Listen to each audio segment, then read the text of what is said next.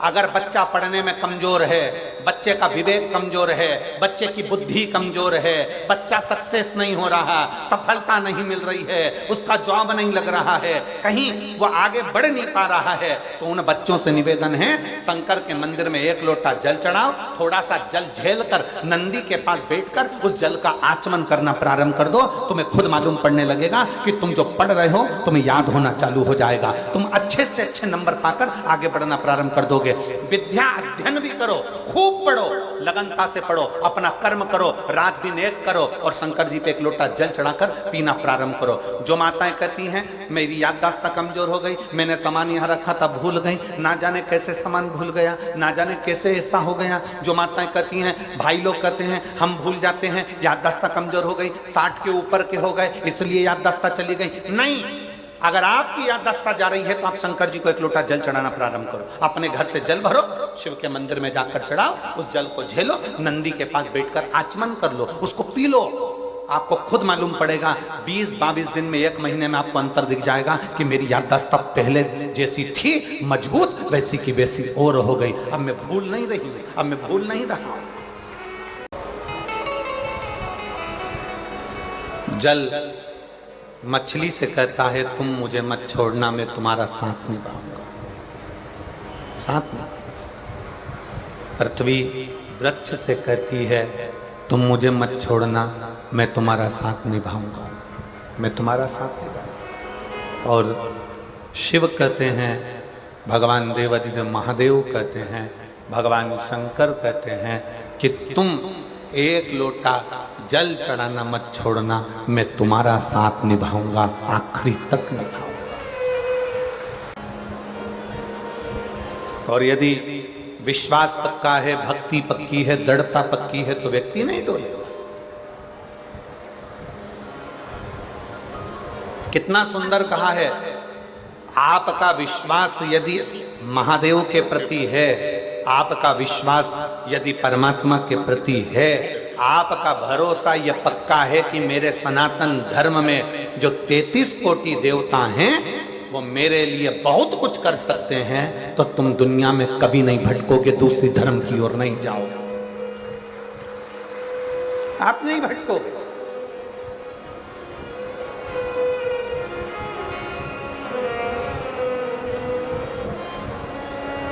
एक कितना सुंदर प्रसंग है।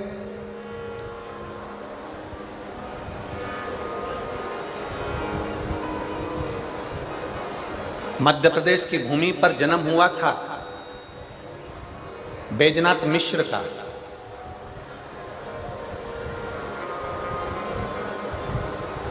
मध्य प्रदेश की भूमि पर एक संगीत का हीरा जन्म लिया था बैजनाथ मिश्र, बेजू बावरा।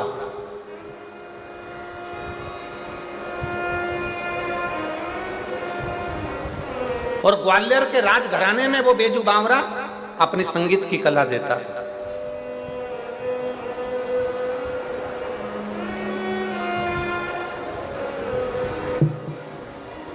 अकबर के यहां जो संगीत की कला देता था वो तानसेन था, और ग्वालियर के राजघराने में मानसिंह के उस राज्य में, ग्वालियर के राजघराने में अगर कोई संगीत की सेवा देता था तो वो बेजू बावरा था।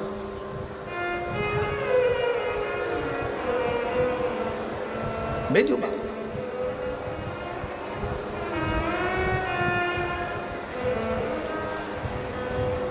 एक दिन अकबर को मालूम पड़ा कि ग्वालियर के राजघराने में मानसिंह की उस राज सिंहासन के सामने एक गायक कलाकार बैठता है, एक संगीतकार बैठता है, उसका नाम बेजू बावरा है। बेजू बावरा क्यों? किस लिए?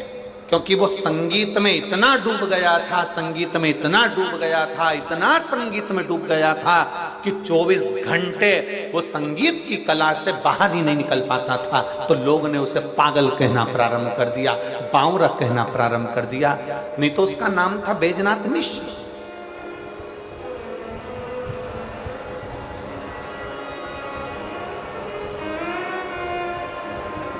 मानसिंह जी के उस राजघराने में बेजू बावरा अपनी प्रस्तुति देता, वहां का रतन था वो, वहां का हीरा था। वहां वो गाता, भजन करता, अपना कीर्तन करता, और मानसिंह जी प्रसन्न रहते।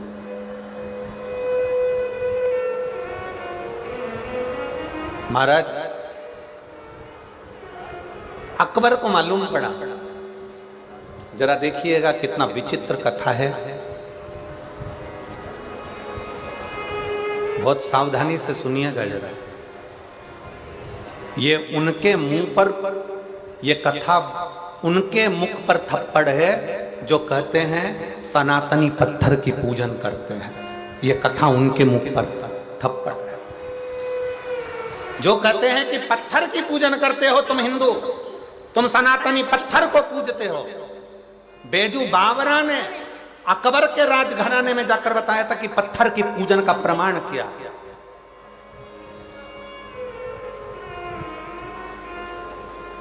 बेजू बावरा ने अकबर के राजघराने में खड़े होकर कहा था कि हम मुर्दे नहीं पूजते, हम पत्थर पूजते हैं और पत्थर को पिघलाकर परमात्मा बना देते हैं। ये बेजू बावरा ने कहा, ये बेजू बावरा कहता है।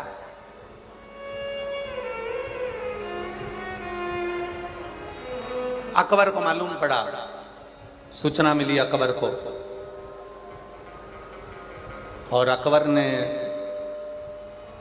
अपने यहां गाने वाले संगीतकार तानसेन को देखा और तानसेन को देखकर कह दिया कि हमारा संगीतकार तानसेन के आगे सब फीके हैं। ये बेजू बावरा जिसको लोग पागल कहते हैं, ये तो बैजनाथ मिश्र है, पर लोग इसको बावरा कहते हैं, पागल कहते हैं, क्योंकि सही में इसमें बुद्धि नहीं है। अकबर कह रहा, अकबर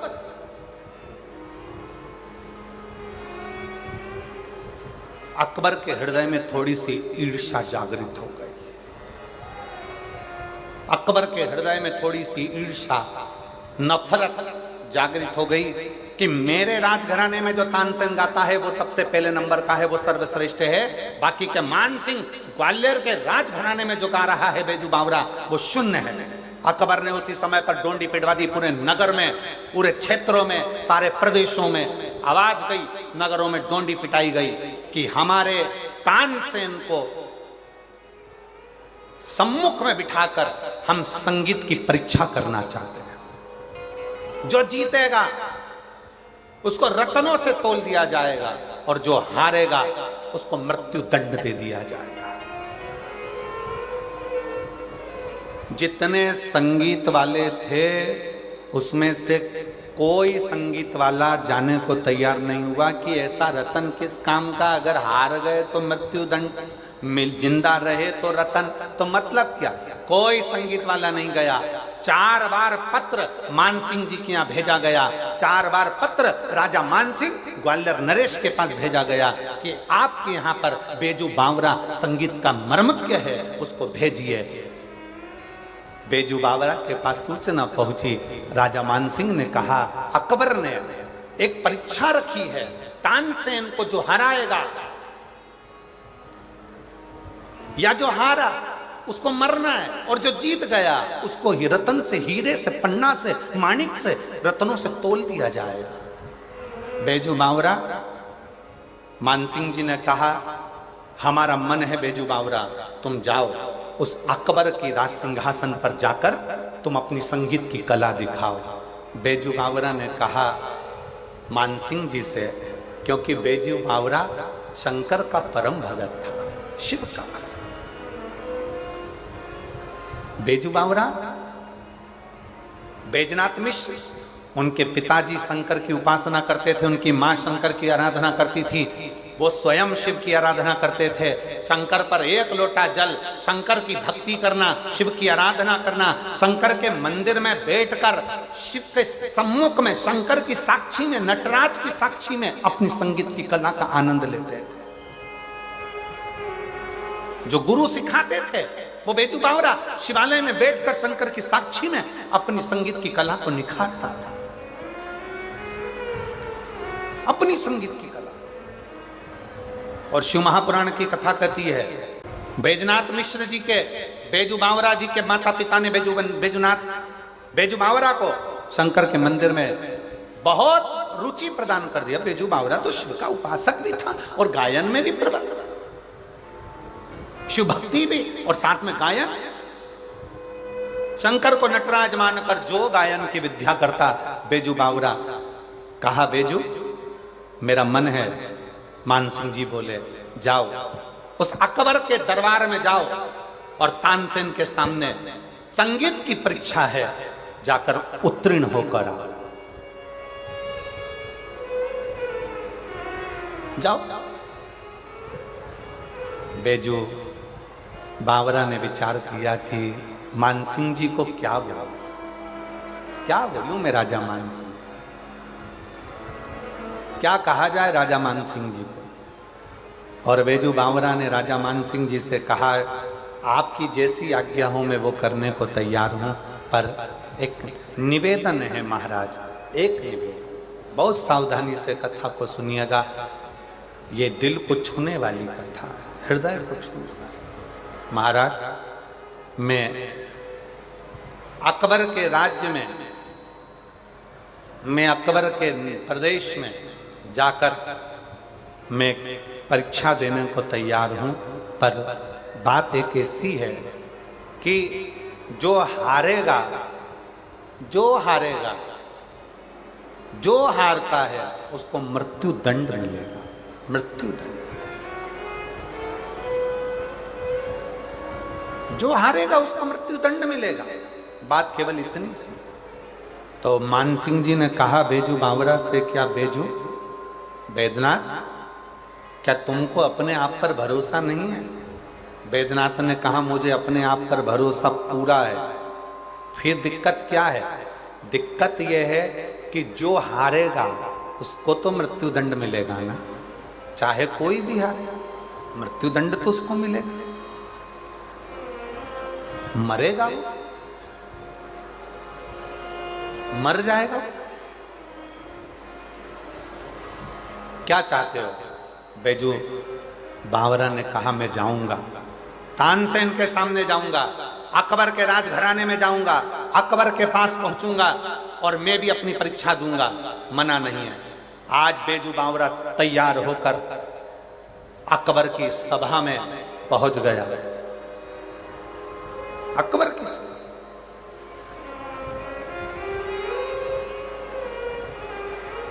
परीक्षा की घड़ी थी। अकबर ने कहा बेजू बावरा से, सुन रहे बेजू बावरा, मैंने सुना है तू मान सिंह जी के यहाँ पर गायन का बहुत बड़ा उस्ताद है, बहुत बड़ा संगीतकार है। तो बेजू बावरा ने हाथ जोड़कर अकबर के सामने कहा कि मैं काय का बहुत बड़ा उस्ताद, उस्ताद तो मेरा वहीं रह गया, वो कैलाश अधिपति, वो शंकर, वो शिवालय में रहने वाला मेरा शिव, वो रहा, वो उस्ताद, वो उस्ताद। बस मालूम है ना बेजू बावरा, जो हारेगा उसको मृत्यु दंड मिलेगा। मालूम है ना तेरे? जो हारेगा उसको मृत्यु दंड मिलेगा। मालूम है तुझको? हाँ मुझे मालूम, मुझे ज्ञात।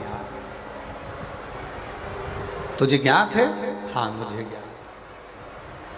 और शंभु शरणे मांगू घड़ी दुख काटो, दया करीन दर्शन हो। शंभु शरणे मांगू घड़ी रे दुख काटो, दया करीन दर्शन हो। दया करीन दर्शन। शंभु शरणे मांगू घड़ी रे दुख काटो दया करी तेरे को मालूम है ना? हाँ मुझे मालूम है। परीक्षा चालू हुई, एक तरफ तानसेन, दूसरी तरफ बेजू बावरा।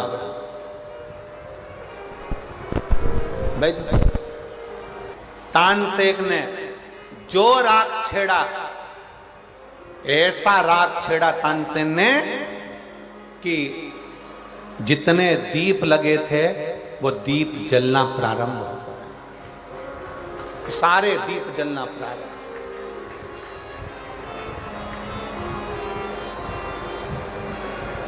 सारे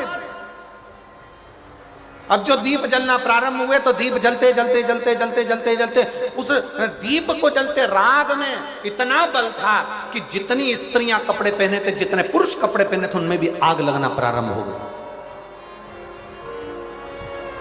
और जैसे ही आग लगना प्रारंभ हुई, तानसेन ने तो लगा दी आग। अब आई बारी बेजू बावरा की।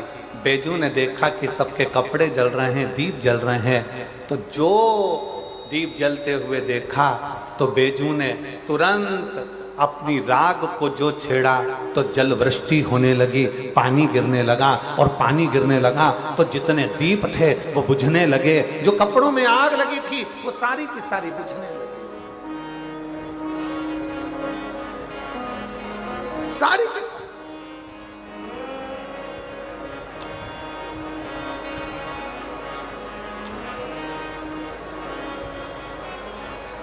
कपड़ों में जो आग लग रही थी वो बुझना प्रारंभ हो गई, कपड़ों में जो आग लग रही थी वो सारी बुझ गई, दीप जो जल रहे थे वो बुझ गए। फिर वापिस तानसेन ने फिर तान छेड़ी, और तानसेन ने ऐसी तान छेड़ी तो जितने हिरण थे वो तानसेन के पास में आ गए। और जैसे हिरण आए, हिरण पास में आते से तानसेन ने एक माला निकालकर हिरण के गले में डाल दी। हिरण उस माला को पहनकर भाग गए। अब बेजू बावरा से कहा गया कि वो माला को वापस बुलाओ। जैसे बेजू बावरा ने अपनी राख छेड़ी, जो गए हुए हिरण थे वो वापस दौड़ कर आ गए और बेजू बावरा ने उनके गले से माला निकालकर अपने पास में रख ली,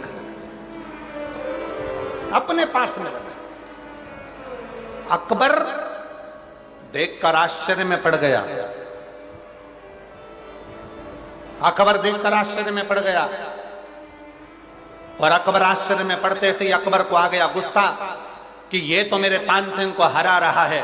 इतने में अकबर अपने सिंहासन पर बैठकर बेजू बावरा को कहने लगा, अरे बेजू बावरा, तुम हिंदू, तुम सनातनी पत्थर की पूजन करते हो, क्या पत्थर तुम्हारे पूजन करने से, पत्थर क्या तुम्हारे बोलने से पिघल सकता है? क्या पत्थर पिघल सकता है? जैसे ही बेजू बावरा को कहा, जैसे ही कहा, और बेजू बावरा ने राग मालकोस राग को जो गाया, जो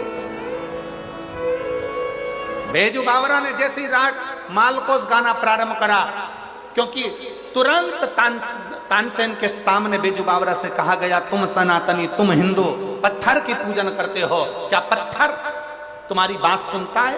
क्या पत्थर तुम्हारे कहने से पिघलता है? क्या पत्थर पिघलेगा? बेजू बावरा ने कहा, पत्थर पिघला कर ही रहूंगा।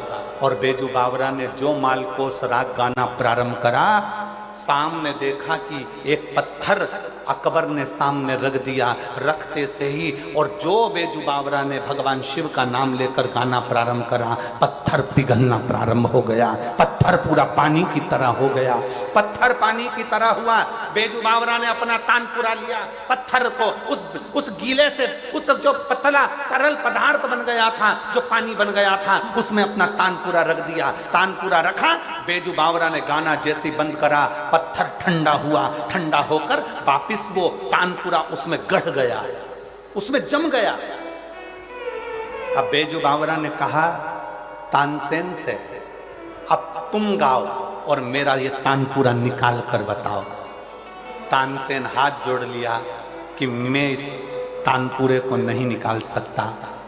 बेजू बावरा ने अकबर से कहा, सुन अकबर, तेरे नगर में मैं परीक्षा देने के लिए आया हूं, पर इतना याद रखना अकबर, अगर दिल में प्रेम हो, सच्चा विश्वास हो, सच्ची भक्ति हो, श्रद्धा भरोसा पूर्ण हो, तो पत्थर भी पिघलता है। इसलिए हिंदू पत्थर की पूजन करता है।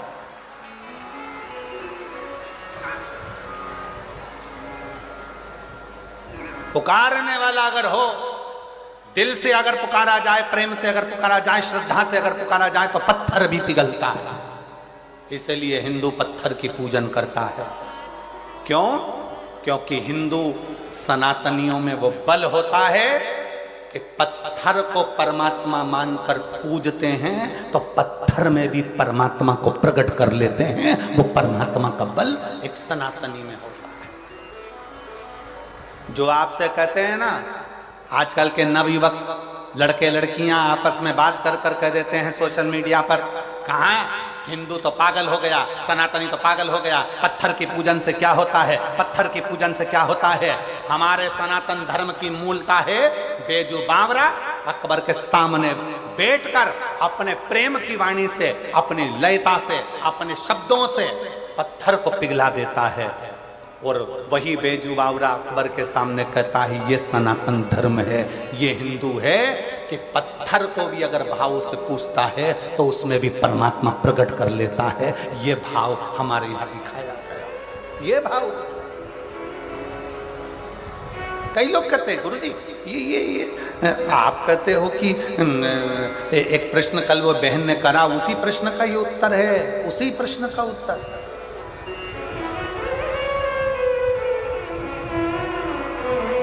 कि सबके हृदय में शिव है, सबके हृदय में भगवान है, तो फिर भगवान दुख क्यों देता है? क्योंकि हमारी भक्ति हम प्रकट नहीं कर पाते, हमारा विश्वास हम प्रकट नहीं कर पाते, हमारी श्रद्धा हम प्रकट नहीं कर पाते। भगवान तुम्हारे छल से कभी प्रसन्न नहीं हुआ, भगवान तुम्हारे दिखावे से कभी प्रसन्न नहीं हुआ, भगवान तुम्हारे कपट से कभी प्रसन्न नहीं हुआ।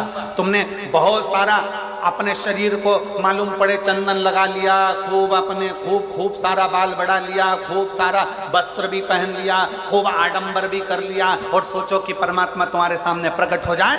परमात्मा प्रकट नहीं होता। परमात्मा को प्रकट करने के लिए निर्मल मन सो मोहि पावा, मोहि छल छिद्र कपट ना भावा। तुम्हारा नूतन मन होगा, हृदय होगा, तो परमात्मा प्रकट हो सकता है, प्रकट हो सकता।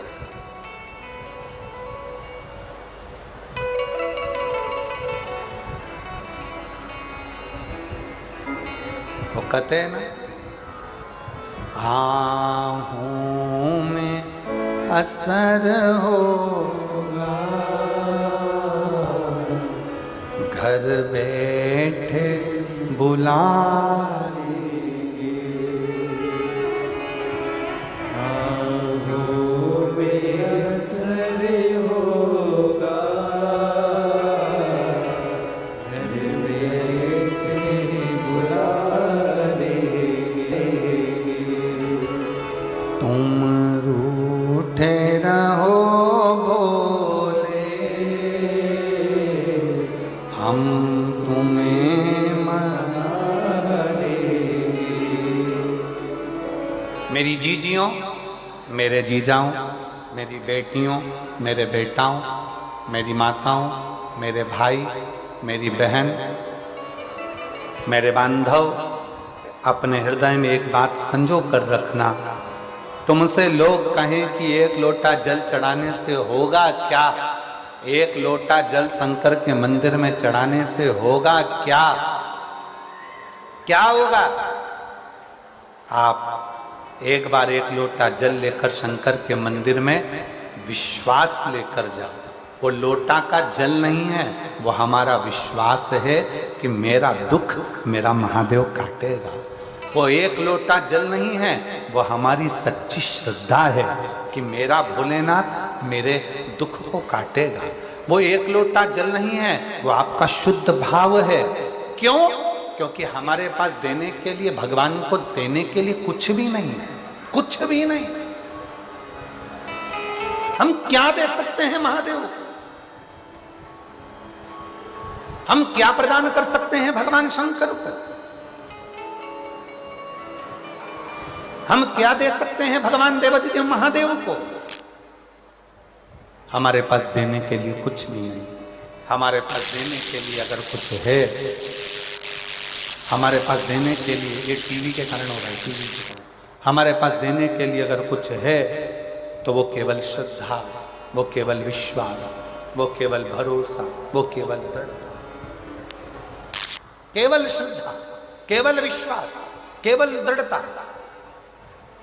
दुनिया के लोग तुमसे कहें कि एक लोटा जल में क्या होगा, एक लोटा जल क्या है, एक लोटे जल में क्या रखा है, तुम कह देना वो एक लोटा जल नहीं है, वो हमारा विश्वास, वो हमारा भरोसा, वो हमारी दृढ़ता शिव के प्रति है। शिव के, शंकर के। तुम कहते हो भोले हमें काशी प्यारी है, तुम कहते हो भोले हमें काशी प्यारी है, एक बार तो आ जाओ, एक बार तो आ जाओ, काशी भी बना दे, एक बार तो आ जाओ, काशी भी बना दे। तुम रूठे रहो बोले, हम तुम्हें मना लेंगे, आहों में असर होगा, घर बैठे बुला लेंगे, आहों में असर होगा, घर बैठे बुला लेंगे। यदि आहों में असर है, पक्की श्रद्धा, पक्का विश्वास, पक्की दृढ़ता अगर तुम्हारे भीतर है, पक्की श्रद्धा, पक्का विश्वास, पक्की दृढ़ता यदि तुम्हारे भीतर है, तो ये मानकर चलना कि मेरा देव अधिदेव महादेव पत्थर में से भी प्रकट होकर तुम्हारे दुखड़े को काट सकता है। मेरा देव अधिदेव महादेव, मेरा शंकर, मेरा वो घड़दानी, मेरा शंभु, मेरा त्रिकालदर्शी, मेरा कैलाशी, मेरा अविनाशी, अगर विश्वास है तो पत्थर में से प्रकट होकर भी, सामने आकर भी वो आपके दुखड़े काट सकता है, वो आपके दुखड़े मिटा सकता है।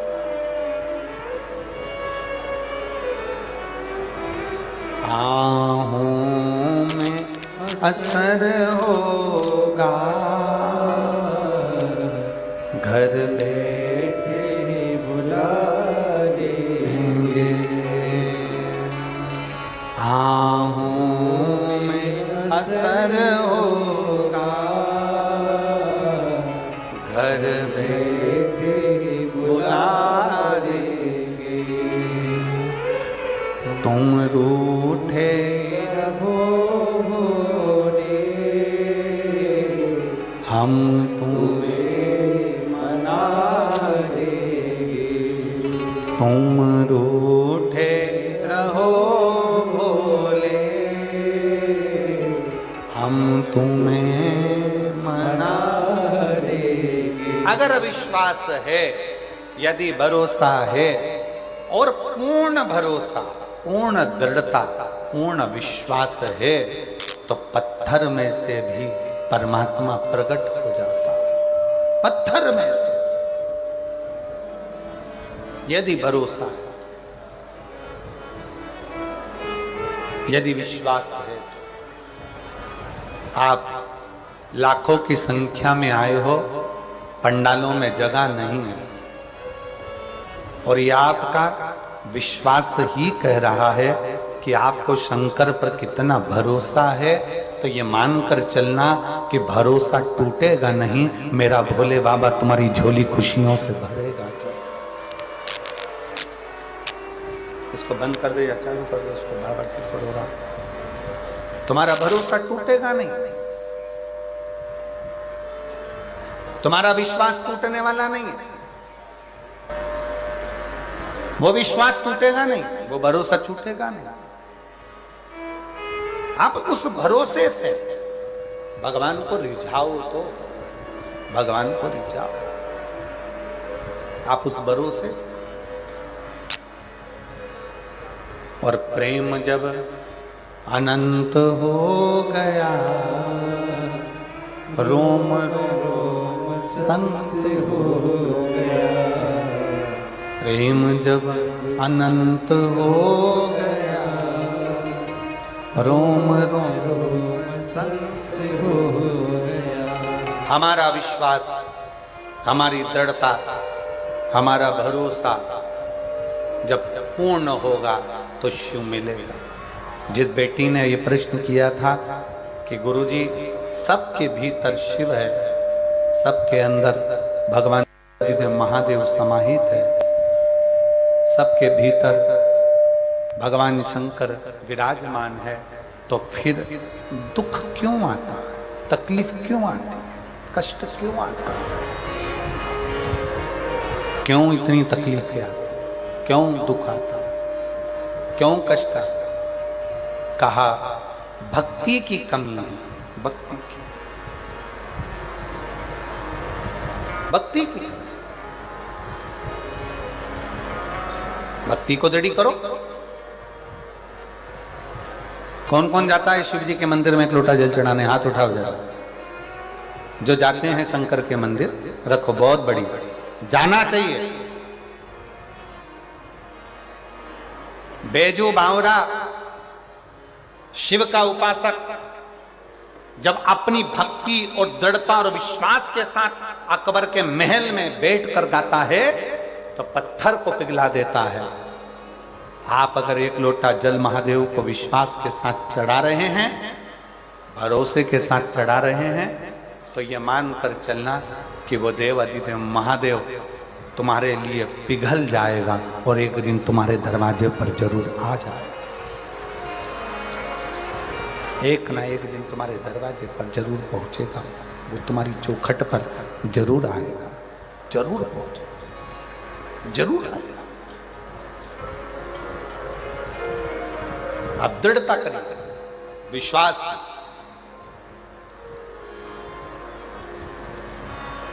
भरोसे की। एक चावल का दाना भी अगर लेकर शंकर के मंदिर में जा रहे हो,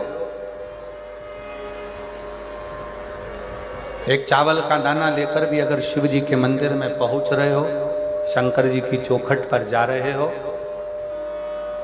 शंकर भगवान के दरवाजे पर जा रहे हो, तो ये विश्वास मानकर जाना कि मेरा शिव मेरे दुख हरने के लिए।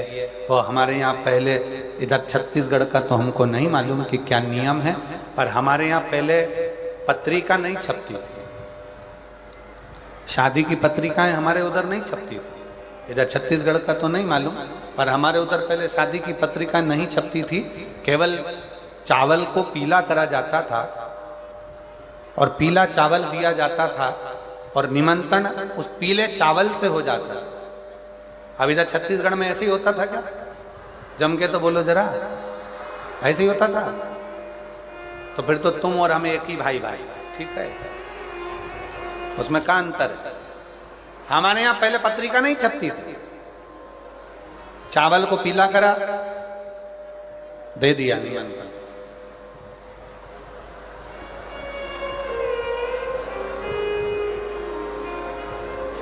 और चावल को पीला करके निमंत्रण दिया जाता था, और निमंत्रण दिया तो जिसके यहां पर निमंत्रण जाता था वो आता था। शिव जी को एक चावल का दाना यदि आप समर्पित कर रहे हैं तो ये मान कर करें कि आप भगवान शंकर को अपने घर के आने के लिए निमंत्रण दे रहे हैं कि मेरे भोले बाबा मेरे यहाँ आकर मेरे दुख को काटना, तकलीफों को काटना, मेरे कष्ट को काटना, मेरी बीमारी को काटना। आप निमंत्रण दे रहे हैं। बोल बम का नारा है, बाबा एक सारा, जरा जम के बोलो, बोल बम का नारा है, सारी समस्या का हल। कोई लेट बनता है, कोई जल्दी बनता है, शिव को जल चढ़ाने वाला एक दिन से जरूर बनता है। शिव शिव है, शंकर शंकर।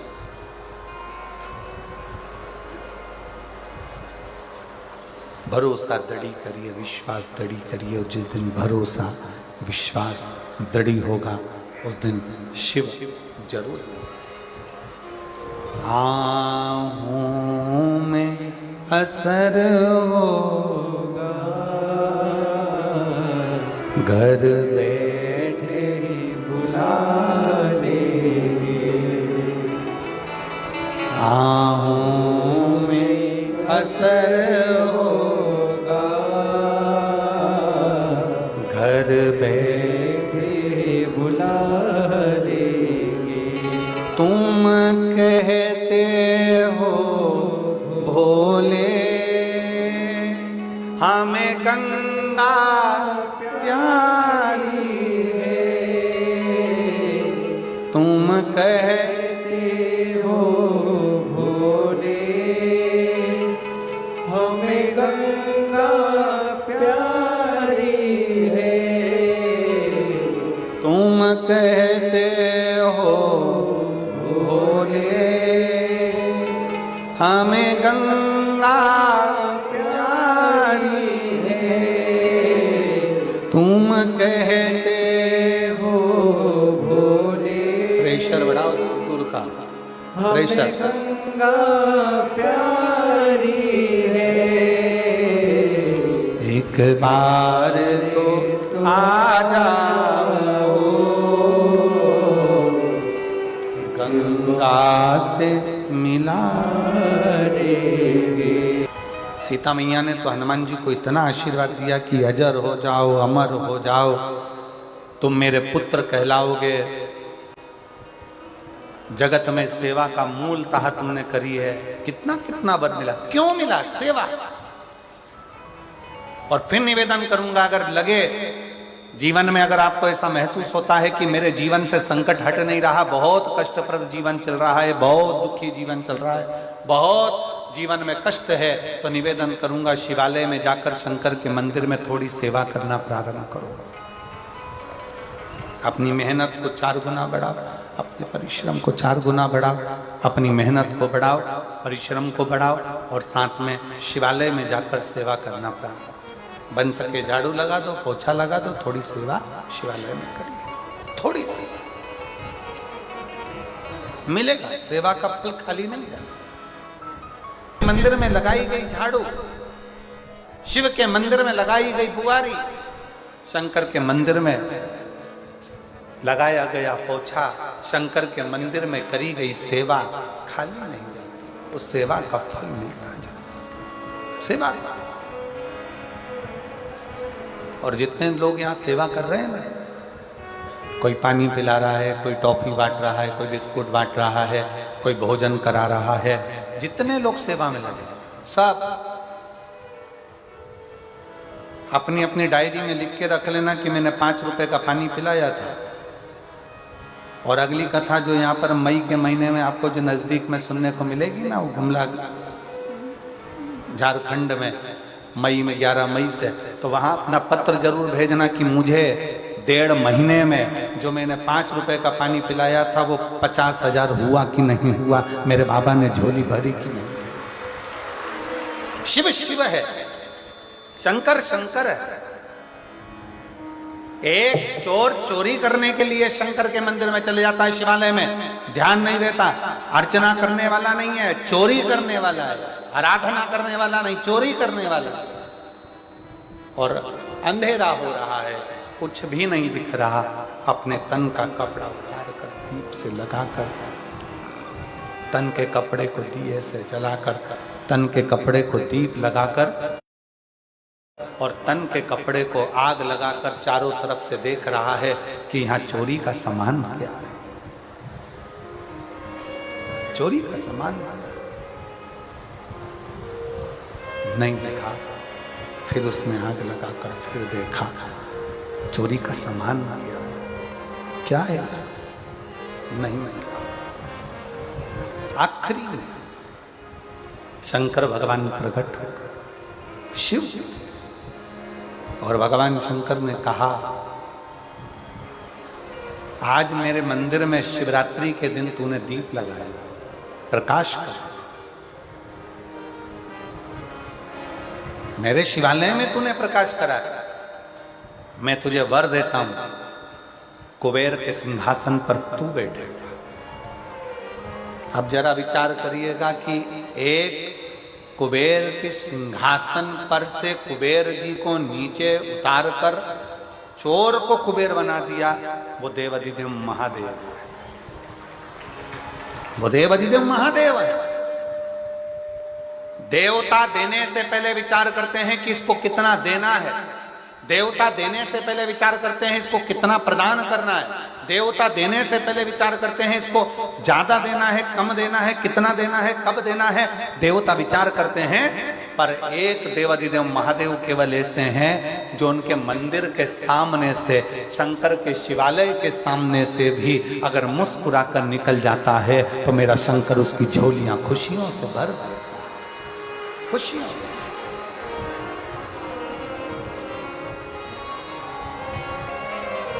केवल एक शिव, और कितनी करुणा। देखिए शिव महापुराण का एक चरित्र कितना सुंदर आता है कि विदल और उत्पल दो असुर है, विदल और उत्पल दो असुर हैं, दोनों की वृत्ति बेकार, पर उसमें से एक कहीं ना कहीं उसके हृदय में श्रद्धा और विश्वास है।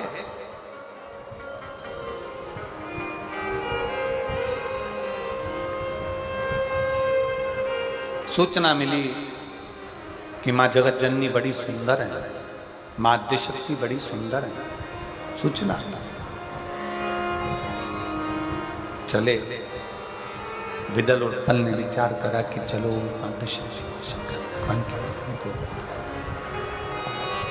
विदल और उत्पल ने विचार करा कि चलो, हमने सुना है कि वो जगदम्बा, वो पार्वती बड़ी सुंदर है, उसको लेकर आते हैं,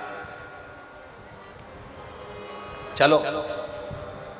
और विदल उत्पल ने विचार कर कर मां आद्य शक्ति, मां दुर्गा भवानी, मां जगत जननी जगदम्बा, मां अंबा, मां कालरात्रि, मां कुष्मांडा, मां स्कंदा, मां दुर्गा के सम्मुख में मां पार्वती तो अपने कार्य में लगी हुई थी, और विदल उत्पल ने उनको देख लिया। देखा तो इतनी सुंदर उनको देखकर आश्चर्य में पड़ गए, आश्चर्य, इतनी सुंदर। बस विदल उत्पल ने विचार कर लिया, विदल उत्पल ने विचार कर लिया कि अब इनको लेकर जाना। हाथ पकड़ने के लिए विदल उत्पल आगे बढ़े, मां पार्वती जी को लग गया कि ये विदल उत्पल की दृष्टि गलत है, दृष्टि गलत है।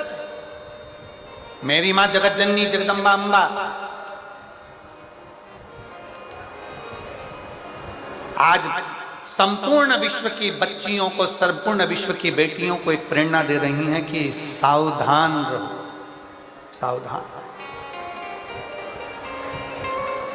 अभी आपको एक सूचना नहीं मिली होगी, अगर टीवी पर अगर आप देख रहे होंगे या गूगल पर सर्च करेंगे या न्यूज़ों में देखेंगे तो एक आपको सूचना मिली होगी कि कई लड़कों ने हिंदुओं की लड़कियों को फंसाकर, सनातनियों की बेटियों को अपने चुंगल में फंसाकर और उन बेटियों को ले जाकर एक कमरे में बंद कर दिया, एक कमरे में बंद कर दिया। और कहीं से लव जिहाद का ये मामला है कि प्रेम करते हैं, प्रेम के जाल में फंसाते हैं और प्रेम के जाल में फंसा कर उनको अपना कर कर एक कमरे में बंद करते गए। 20-22 लड़कियों को एक कमरे में बंद करा और कहीं से फोन आता कि इस लड़की को हमको बेच दो, इस लड़की को हमें बेच दिया जाए, उस लड़की को वहां बेच दिया जाए। नशे का इंजेक्शन लगाते उस लड़की को और बेच कर आ जाते। अभी सरकार ने दिल्ली में छापा मारकर अभी सरकार ने उनको पकड़ा और 20-22 बेटियां प्राप्त हो। कहां जा रही हैं? हमारे सनातनियों की बेटियों को भड़काकर, हमारे सनातनियों की बेटियों को, और फिर निवेदन करूंगा मेरे भारत की बेटियों से, जितनी बेटियां मेरी यहां कथा श्रवण करने के लिए बैठी हैं और जितनी आस्था चैनल के माध्यम से कथा सुन रही हैं, जितनी बेटियां कथा श्रवण कर रही हैं, मैं उनसे एक निवेदन करना चाहूंगा। दुनिया के लोग कहते हैं कि माँ बाप को बेटा तारता है, पर शिव महापुराण की कथा में अशोक सुंदरी का संवाद ऐसा आता है कि दुनिया के लोग कहते हैं कि माता पिता को बेटा तारता है, पर शिव महापुराण की कथा कहती है कि माता पिता को, जब माता पिता बेटी का कन्यादान करते हैं, हाथ पीला करते हैं, कन्यादान का संकल्प लेते हैं, वो कन्यादान का संकल्प एक ऐसा होता है जिससे एक बेटी अपने बुजुर्ग माँ बाप को भी पार लगा देती है, माँ बाप को तार देती है। माता पिता बड़ा बड़ा भाव उनके अंदर आ जाता है कि गुरुजी, जब हम भगवान का भजन करते हैं, स्मरण करते हैं, कीर्तन करते हैं, भगवान की भक्ति करते हैं, तो हमारे ऊपर फिर दुख क्यों आता है? हमको तकलीफ क्यों आती है? हमको कष्ट क्यों आता है? शिव महापुराण की कथा कहती है, अभी आम का सीजन चालू हो गया, केरी आने लगी, आम आने लगा। आम के बगीचे में जाकर देखना, जो नया नया पौधा होता है, नया नया आम का पेड़ होता है ना, उस पेड़ में जो नए नए फूल आते हैं, हमारे इधर मध्य प्रदेश में तो उसको आम के पेड़ के मोर कहते हैं कि आम के पेड़ में मोर आए। अब इधर नहीं मालूम छत्तीसगढ़ में कि उसको क्या कहते हैं, पर हमारे उधर कहते हैं मध्य प्रदेश में कि आम के पेड़ में जब फल आने वाला होता है तो पहले मोर आ जाता है, पहले फूल आ जाता है। पर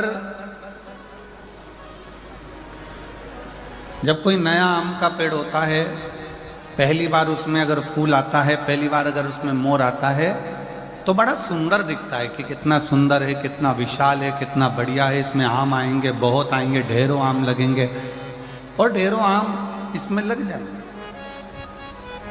पर जो श्रेष्ठ माली होता है ना, आम के पेड़ को जो संभालने वाला होता है, जो श्रेष्ठ माली होता है, जो बगीचे को संभालने वाला माली होता है, वो क्या करता है? उस आम के पेड़ के, नए आम के पेड़ के मोर को, फूल को तोड़ लेता, तोड़कर उसको फेंक देता उसी पेड़ के नीचे।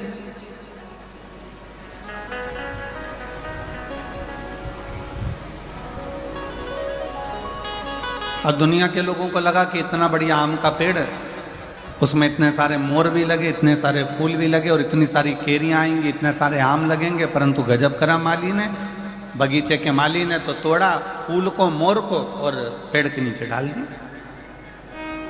कई लोगों को गुस्सा भी आया, कई लोगों को लगा भी सही कि ये क्या करा, बताओ, आम का पेड़ में इतने सारे मोर लगे थे, इतने सारे फूल लग रहे थे, और उसने तोड़कर सब नीचे पटक दिया, उसको कुचल दिया, बेकार कर दिया। पर जो समझदार था, जिसकी चित्तवृत्ति में समझदारी थी, उसने माली को धन्यवाद दिया कि वारे माली, तूने अच्छा करा, जो पहली बार नए वृक्ष में जो मोर आए थे, फूल आए थे, उसको तोड़कर तूने कीचड़ में डाल दिया, पेड़ की जड़ में डाल दिया। क्यों? क्योंकि हमारा एग्रीकल्चर कहता है, हमारी प्रकृति कहती है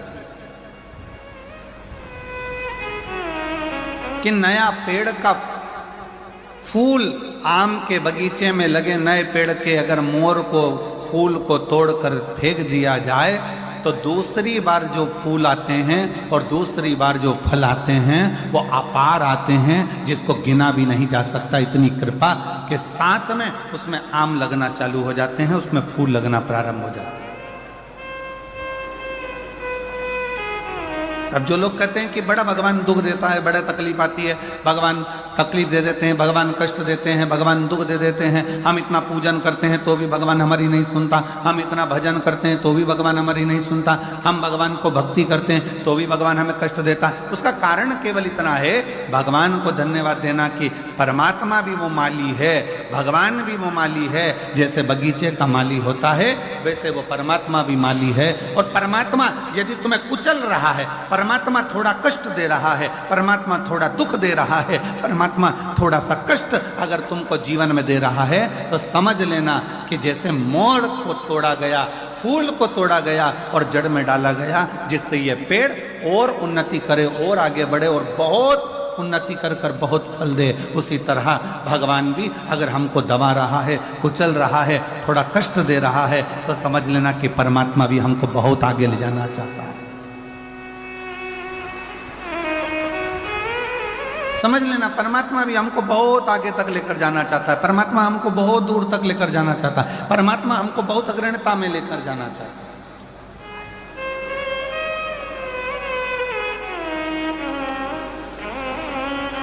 और शंभु शरणे पड़ी मांगू घड़ी रे, दुख काटो दया करी दर्शन आपो।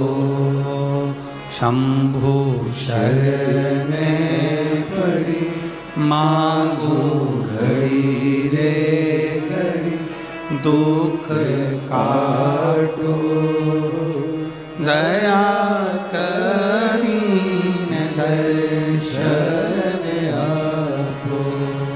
शंभु शरणे पड़ी मांगू घड़ी रे घड़ी, दुख काटो दया करी दर्शन आपो।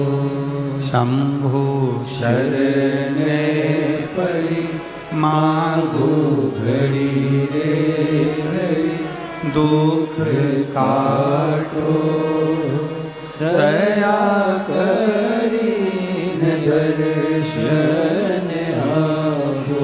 ओ दया करी दर्शन आपो, दया करी दर्शन आपो। भगवान शिव की कथा कर रही है। थोड़ा कष्ट जीवन में, थोड़ी तकलीफ जीवन में, थोड़ा दुख जीवन में, थोड़ी परेशानी जीवन में अगर परमात्मा दे तो ये मानकर चलना कि वो भोलेनाथ ने तुम्हारे लिए कुछ अच्छा सोच कर रखा हो, कुछ अच्छा विचार कर रखा हो, कुछ अच्छा सोच लिया होगा, कुछ अच्छा विचार कर लिया होगा, कुछ अच्छा अपने मन में धारण कर रखा होगा जो आज प्राप्त हुआ है। और बहुत बहुत मैं जशपुर के सभी श्रोता भाई बहनों को, इस जशपुर जिले के सभी श्रोताओं को बहुत बहुत साधुवाद देता हूँ कि तुम्हारे पुण्य बड़े प्रबल हुए होंगे जो यीशु महापुराण की करा मधेश्वर नाथ के चरणों में जो हो रही है। बहुत बहुत बोल बम का नारा है। आवाज नहीं आई, जरा दमदारी से बोल बम का नारा है। सारी समस्या का हल। एक चरित्र आता है,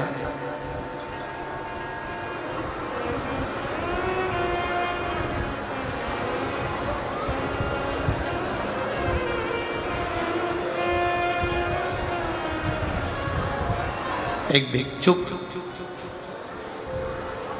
एक पात्र लेकर, एक कटोरा लेकर एक राजा के दरवाजे पर चले जाते हैं। राजा के द्वार पर जाते हैं, राजा के दरवाजे पर जाते हैं और भिक्षुक जब राजा के दरवाजे पर जाता है और राजा के द्वार पर जाकर वो भिक्षा मांगता है। राजा ने पूछा कि तुम्हें क्या चाहिए, इस पात्र में क्या दिया जाए, पात्र में क्या भर दिया जाए, इस पात्र में क्या प्रदान कर दिया जाए। तब वो भिक्षुक कहता है कि मुझे तुमसे कोई बहुत सारा धन नहीं चाहिए, मुझे तुमसे बहुत सारी संपदा नहीं चाहिए, मुझे तुमसे कुछ वैभव नहीं चाहिए, मुझे तुमसे कुछ भी ज़्यादा नहीं चाहिए, केवल ये जो मेरा छोटा सा पात्र है,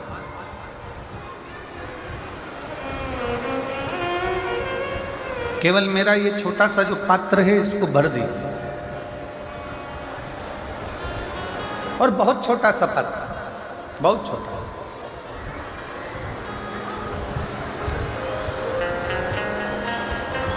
राजा ने कहा भिक्षुक से कि विचार करिए कि आप किसके पास आकर खड़े हुए।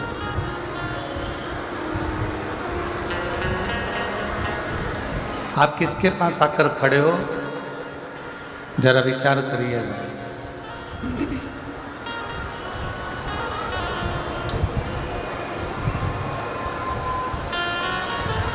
एक राजा के दरवाजे पर भिक्षा मांगने के लिए खड़े हो, एक राजा के दरवाजे पर भिक्षा के लिए आए हो।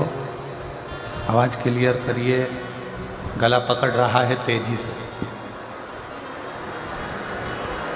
एक राजा के दरवाजे पर भिक्षा मांगने के लिए आए हो, एक राजा के दरवाजे पर कुछ मांगने के लिए आए हो तो थोड़ा ज्यादा में मांग लीजिए।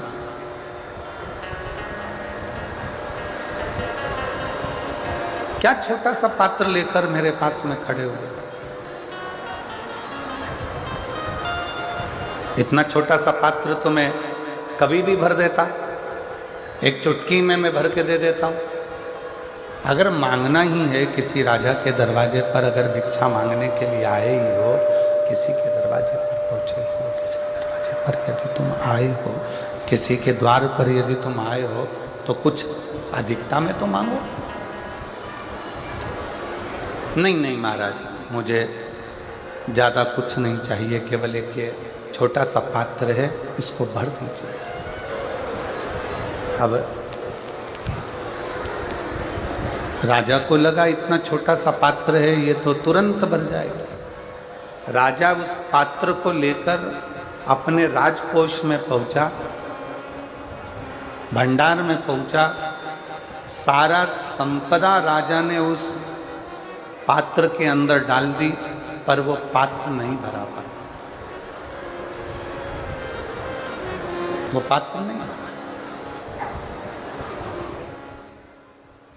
पूरी संपदा राजा ने उस पात्र में डाल दी, पूरी संपदा उस पात्र के अंदर डाल दी, पूरा की पूरा वैभव उस पात्र के अंदर डाल दिया, पूरी की पूरी संपदा उस पात्र के अंदर डाल दी, पूरी की पूरी संपदा।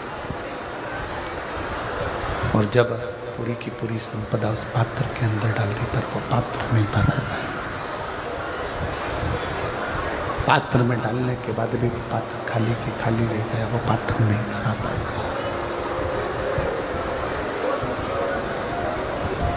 तब राजा ने पूछ लिया, हाथ जोड़कर राजा ने पूछा उस भिक्षुक से, उस फकीर से, उस भिक्षुक से कि ये पात्र में हमने सारी संपदा डाली, सब कुछ ले जाकर डाल दिया है, उस पात्र के अंदर हमने सब कुछ डाल दिया, तो भी यह पात्र भराता क्यों नहीं। तब भिक्षुक ने, संत ने कहा कि यह पात्र कोई साधारण सा नहीं है, ये मनुष्य के सिर की खोपड़ी है, जिसमें कुछ भी भरते चले जाओ पर ये आखिरी में खाली की खाली ही रहती है। इस मन को और इस बुद्धि को भरने के लिए बहुत समय, बहुत समय। इस मन को और बुद्धि को भरने के लिए बहुत समय लग जाता है। इसको भरना कठिन है, बहुत कठिन। इसको भर पाना बहुत कठिन है, बहुत कठिन। बस यही शिव पुराण की कथा करे, यही भगवान शंकर का चरित्र कह रहा है, यही शिव तत्व कह रहा है, यही शंकर जी का चरित्र वर्णन कर रहा है। यही एक गोडाउन को भरना, एक वेयर हाउस को भरना सरल, बहुत सरल, पर सबसे ज्यादा कठिन, सबसे ज्यादा अगर कुछ है तो अपने मन को तृप्त करना, अपने चित्त को, अपनी बुद्धि को तृप्त करना।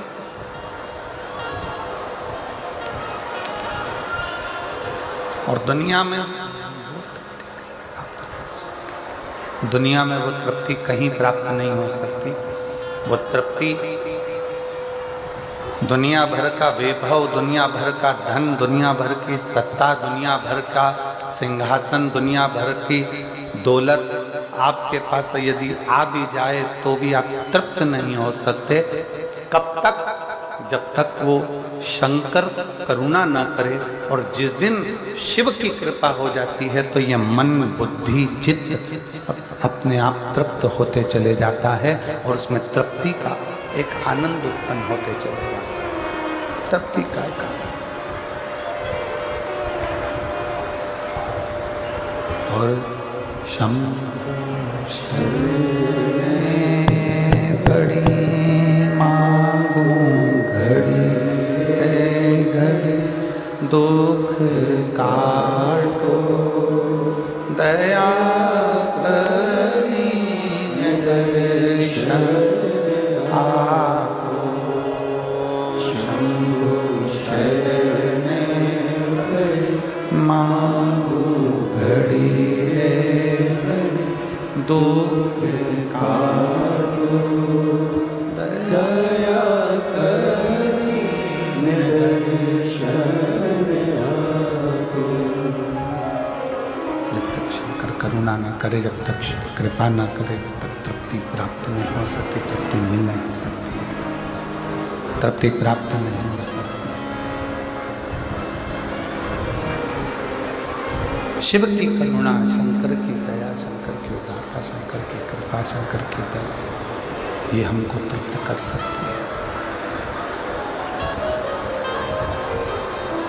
शिव कथा कर रही है, भगवान शंकर का संवाद कर रहा है, शिव महापुराण की कथा वर्णन कर रही है, भगवान शंकर का चरित्र कर रहा है। बहुत तेज पानी गिरे,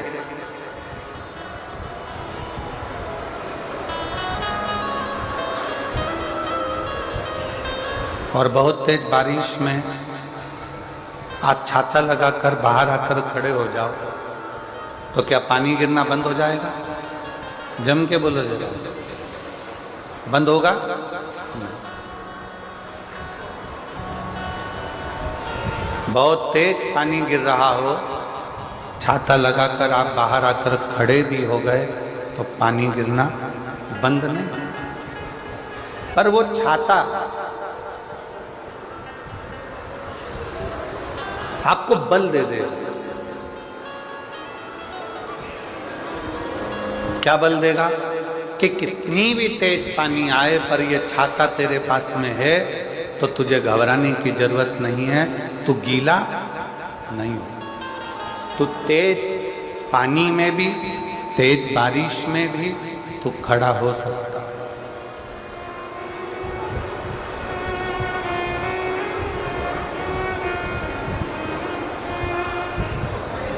कितना भी तेज पानी गिर रहा है,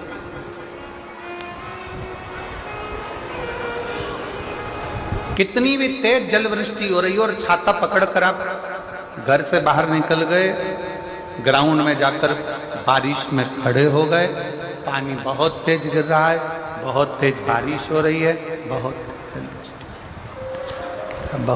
जल वृष्टि हो रही है, बहुत तेज पानी गिर रहा है, बहुत तेज जल वृष्टि हो रही है, और उस छाते को पकड़कर आप खड़े हैं तो वो आपको बल देगा।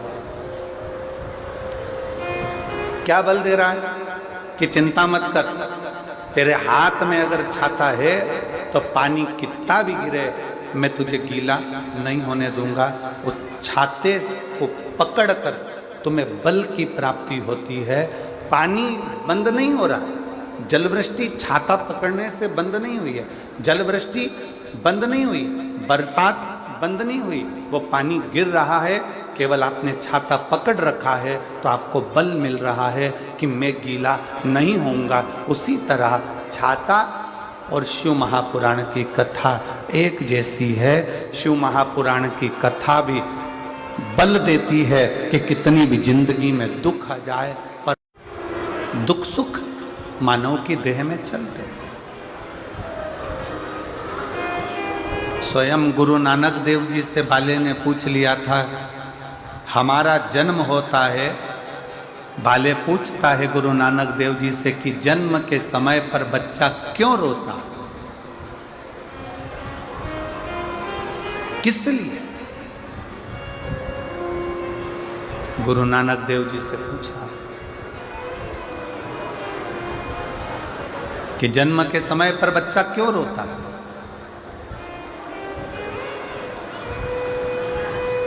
गुरु नानक देव जी ने कहा, बाले वो परमात्मा से जब कोई जीव दूर होता है, मृत्यु लोक में जाता है, पृथ्वी पर जाता है और परमात्मा से जब वो दूरी बनाता है तो उस जीव की आंखों में आंसू आते हैं कि हे परमात्मा, अब मैं संसार सागर में जा रहा हूँ, पर इतना निवेदन है कि इस संसार सागर से जब मैं वापिस छूटूं तो तेरे पास जाऊं। छूटने के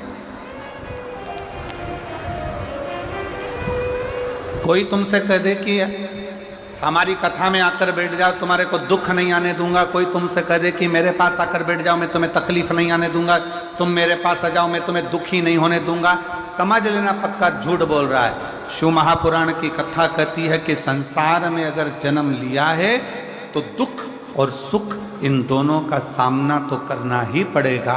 और राम जी का पृथ्वी पर जन्म हुआ तो राम जी ने सामना करा, भगवान कृष्ण का जन्म हुआ तो भगवान कृष्ण ने सामना किया। राम कृष्ण परमहंस जी पृथ्वी पर जन्मे, माँ जगज्जननी जगदम्बा से उनकी बात होती थी तो भी उन्होंने दुख का सामना करा। संत तुकाराम, संत नामदेव जी, मीराबाई, कर्माबाई, जितने राष्ट्र के संत हुए, अगर मृत्यु लोक पर जन्म लिए हैं तो दुख सुख का सामना तो करना पड़ा।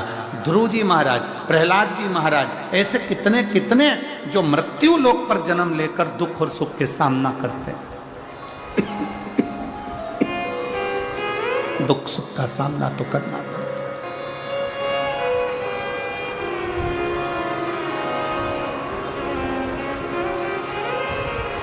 दुख आएगा।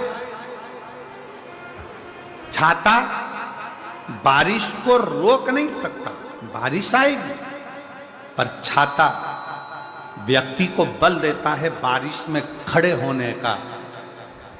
दुख आएगा, मनुष्य देह मिली है, मानव का शरीर मिला है तो तकलीफ आएगी, पर ये शिव महापुराण की कथा आपको बल देती है उस दुख का सामना करने की, उस दुख को रोकने की, उस दुख में खड़े रहने की।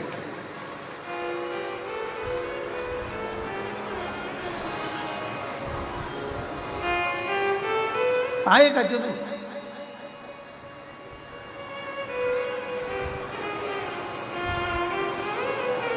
एक विश्वास,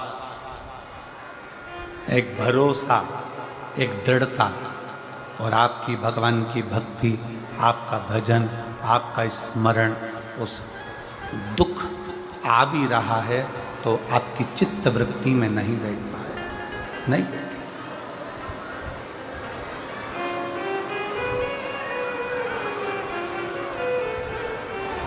बस एक स्मरण रहे, किम्मत बुरे कर्म कर बंदे वरना पछताएगा, भगवान की आंखों से तू बच नहीं पाएगा, तू बच नहीं पाएगा। अरे ओ अज्ञानी मत कर नादानी। अरे ओ अज्ञानी मत कर नादानी। तेरे कर्म का फल तू ही पाएगा, जैसा किया तूने तेरे आगे आएगा। मत बुरे कर्म कर बंदे वरना पछताएगा। भगवान की आंखों से तू बच नहीं पाएगा, तू बच नहीं पाएगा। अरे ओ अज्ञानी मत करना, अरे ओ अज्ञानी मत करना। दुख आएगा पर तुम्हारा सुनी हुई शिव महापुराण की कथा, तुम्हारा चढ़ाया गया एक लोटा जल, तुम्हारा किया गया भगवान का भजन, उस दुख को तुम्हें महसूस नहीं होने देगा। उस दुख को तुम्हारे भीतर प्रवेश नहीं होने। एक तत्व है, देखिए अच्छा है।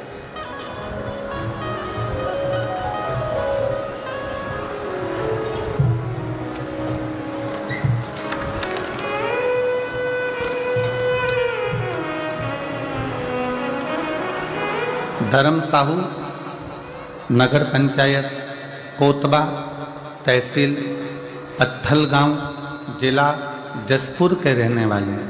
कहीं बैठे हों तो हाथ हिला सकते हैं, अगर कहीं बैठे हों तो हाथ हिला सकते हैं। धर्म साहू नगर पंचायत कोतबा, तहसील पत्थल गांव, जिला जसपुर आए हैं। आ जाइए, आ जाओ, आ जाओ, एक बेलपत्र लेकर आ जाइए।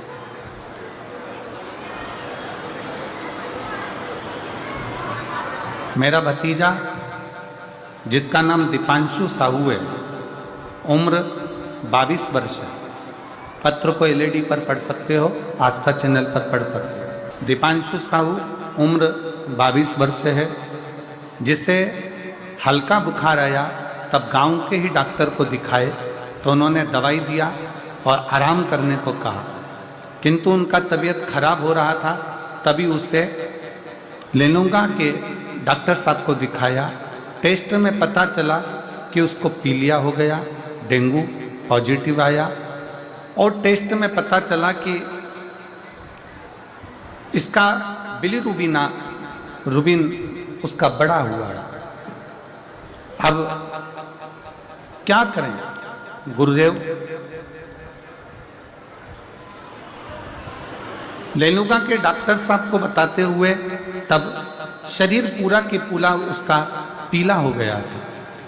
तुरंत हम लोग उसको रायगढ़ के मेट्रो हॉस्पिटल में भर्ती किए और दूसरा दिन उसका 30.10 मिलीग्राम आया। वह भी कोई सुधार नहीं हुआ। डॉक्टर ने बोला कि इसको दवा दे देते हैं। तब समझ में आया क्या करें। तब हम उसको रायपुर के कृष्ण केयर हॉस्पिटल में एडमिट किए। वहाँ पर लेकर गए तब मालूम पड़ा कि इसका लीवर काम करना बंद कर दिया है और लीवर भी बेकार हो गया है। डॉक्टर ने उसको आईसीयू में डाल दिया और लीवर की व्यवस्था के लिए कह दिया। डॉक्टर ने कहा कि इसका लीवर बदलना पड़ेगा। हम लोग लीवर की व्यवस्था में लग गए और खूब आंखों में आंसू भरकर रोते रहे। डॉक्टरों के कहने पर लीवर ढूंढते रहे। तभी हमको एक लीवर का डोनर मिल गया और लीवर का डोनर मिला जो तुरंत बुलाने पर आहा कि तुम चिंता मत करो, मैं अपना लीवर इस बच्चे को देने को तैयार हूं। डॉक्टर साहब ने ऑपरेशन की तैयारी कर ली। तभी डॉक्टर ने कहा कि इसका खर्चा लगभग 25 लाख रुपए होगा और 25 लाख का खर्चा होगा। तब हमारे समझ में नहीं आया कि अब करें तो करें क्या। ऑक्सीजन उसका बेकार होते जा रहा, डायलिसिस चालू कर दिया, लीवर डैमेज हो गया और लीवर देने वाला भी मिल गया, डोनेट करने वाला भी मिल गया। तभी उसी समय पर डॉक्टर के यहाँ पर कोई मरीज आया था और उस मरीज के कहने पर मेरी धर्मपत्नी ने कहा कि शंकर के मंदिर से एक बेलपत्र लेकर आ जाओ, जब तक डोनर आ रहा है जो लीवर देगा। एक बेलपत्र लेकर आ जाओ। धर्मपत्नी तुरंत कही और मंदिर शिव के गए, एक बेलपत्र लेकर आए, शंकर जी को जल चढ़ाया, श्री शिवाय नमस्तुभ्यम का जाप करना प्रारंभ करा और बाबा से विनती करी, बाबा अगर मेरा भतीजा आज की ही तारीख में ठीक होगा, जहां भी कथा हो रही होगी वहां मैं जरूर आऊंगी।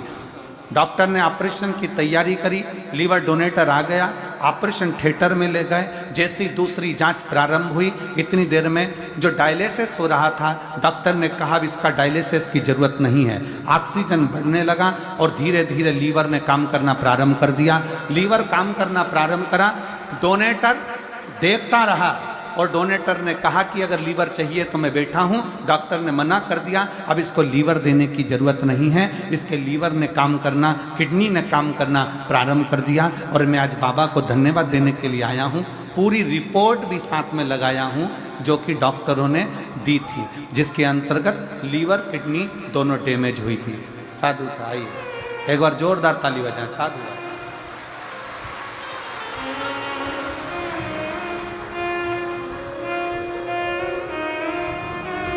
पत्र बहुत बड़ा है पर उन्होंने लिख दिया है, चैनल वाले वो भी बताओ, उन्होंने पत्र में लिखा है कि पत्र बहुत बड़ा है।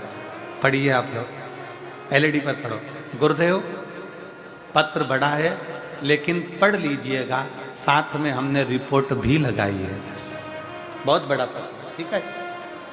एक लाइन अच्छी लिखी है, आप और हम गुनगुना लेते हैं पहले। अब एलईडी पर पढ़िए, पहले तुम लोग गाना चालू करो उस लाइन को, दिख रही है? चलो। अब दया करो है मस्त रहूं तेरी, मेरे सिर पर रख दो अपना, मस्त रहूं तेरी मस्ती में, दया करो है भोलेनाथ, मस्त रहूं तेरी मस्ती में।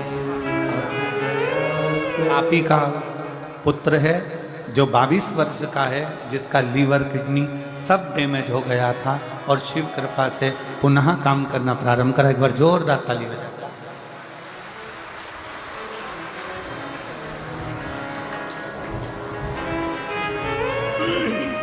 विश्वास, भरोसा, दृढ़ता। Please don't fear, he is with you. Please don't fret, he is there. For he promised he won't leave you alone. दृढ़ता। एक लाइन इस पत्र में और अच्छी लिखी है, देखिए।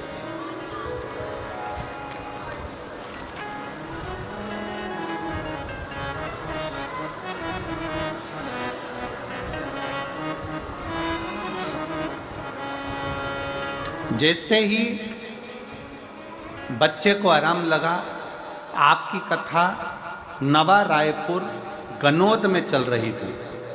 नवा रायपुर गनौद में कथा चल रही थी, तब जाकर हमने पंडाल में बैठकर बाबा से प्रार्थना करी थी कि बाबा इसको अच्छा कर दो। आज फिर निवेदन करूंगा, दुनिया की दृष्टि में ये केवल शिव महापुराण का पंडाल है। दुनिया की दृष्टि में यह केवल शिव महापुराण का पंडाल है, पर जो इस पंडाल में आकर बैठ जाता है, शिव महापुराण की कथा कहती है, वो पंडाल नहीं, वो पिता का घर है और पिता आपकी बात को सुनता है और वर प्रदान करता है। ये शिव है। अकाल मृत्यु वो मरे जो काम करे चंडाल का, और काल उसका क्या बिगाड़े जो भक्त हो महाकाल का, जो शंकर की आराधना में डूबा, जो शिव की उपासना में डूबा।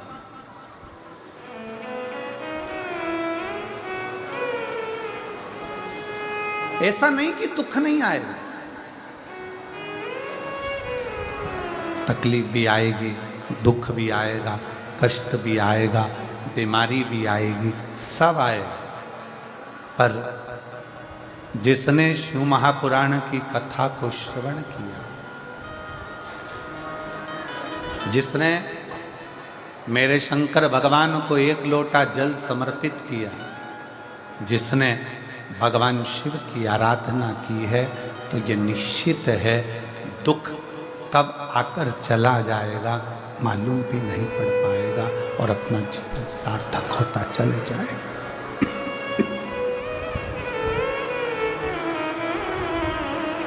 कब आएगा कब जाएगा मालूम नहीं।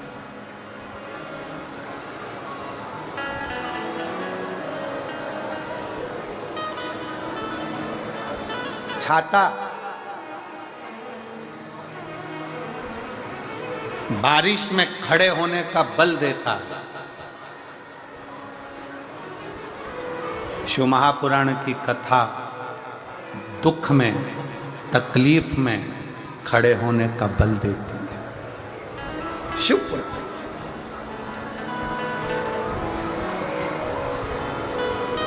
बहुत दुख है, बहुत तकलीफ है, बहुत कष्ट है,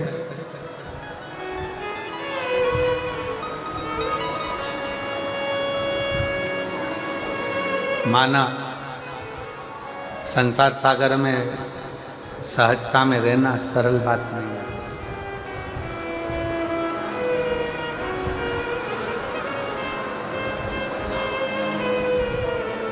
कई लोग कहते हैं गुरुजी आज के जमाने में दया करो तो दुख प्राप्त होता है, दया ही दुख का कारण है।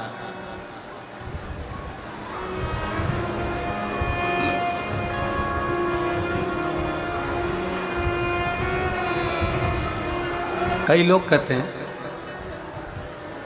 गुरुदेव दया ही दुख का कारण है, ये दुनिया के लोगों ने एक कहावत बना दी। पर सत्यता यह है कि दया दुख का कारण नहीं है, दया सुख का कारण है। जिसने ये बनाया कि दया दुख का कारण है, ये वो नहीं जानता कि दया का मतलब क्या होता। कितनी कृपा करी होगी मेरे शंकर भगवान ने कि अमृत का कलश तो देवताओं को दे दिया और विष का कलश खुद ने रख दिया।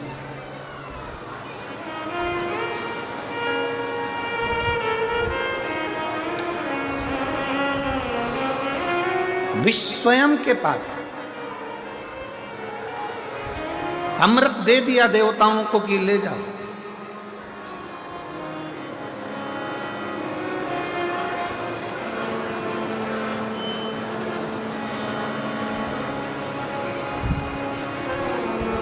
पार्वती जी ने कहा भी, माँ जगत जननी जगदम्बा माता पार्वती जी ने बोला भी कि ये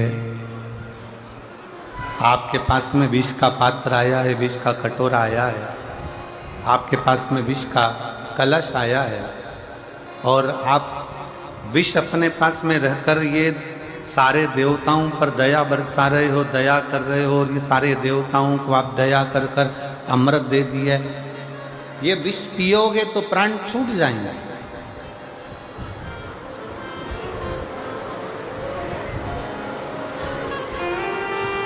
शंकर भगवान ने कहा नहीं नहीं, देवता अमृत पीकर भी अमर नहीं हो पाएंगे और शंकर भगवान कहते हैं कि मैं विष पीकर भी अमर हो जाऊंगा क्योंकि मैंने यहां करुणा करी है, दया।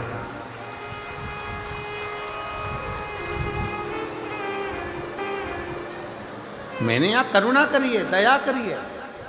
देवता अमृत पीकर भी, अमृत पीने के बाद भी अमर नहीं हो पाते और मैं विष पीकर भी अमर होता हूं। ऐसे संसार सागर में कई लोग हैं, कई ऐसे भी हैं जिनका बहुत वर्चस्व है, खूब नाम है, खूब सत्ता है, खूब वैभव है, खूब प्रतिष्ठा है, खूब आनंद है, चारों तरफ सुख ही सुख है। और एक व्यक्ति वो है जिसको दुनिया के लोग गाली देते हैं, अपशब्द कहते हैं, ताना देते हैं, आड़ा टेढ़ा कहते हैं, बहुत ठोकर लगाते हैं, बहुत ठोकर।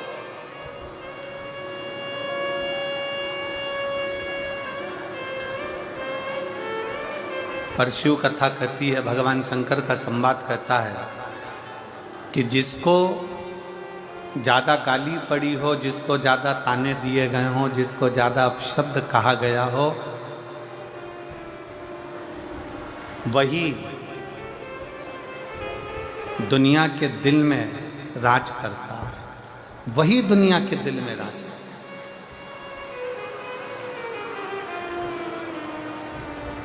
अब आप लोग जरा अंदाजा लगाइएगा, उस जब सोशल मीडिया को देखोगे, जब यूट्यूब पे घूमोगे, जब आप इंस्टाग्राम पर जाओगे, जब आप फेसबुक पर जाओगे, जब आप व्हाट्सएप पर जाओगे, आप सोशल मीडिया को छानोगे तो दिन भर 24 घंटे लोग वो मोदी जी को गाली देते हुए मिलेंगे। मोदी जी ने ये कर दिया, मोदी जी ने वो कर दिया, मोदी जी ने ये कर दिया, मोदी जी ने वो कर दिया, 24 घंटे। पर अगर आज संपूर्ण भारत की भूमि पर, पूरा संपूर्ण भारत की भूमि अगर आज भगवामय नजर आ रही है तो ये उन्हीं की देन है जिसने किसी ना किसी रूप में सनातन धर्म को मजबूत किया। बोल बम का नारा है, बोल बम का नारा है, सारी समस्या का हल।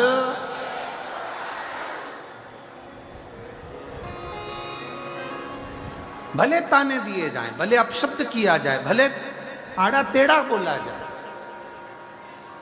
पर सनातन की मजबूती है।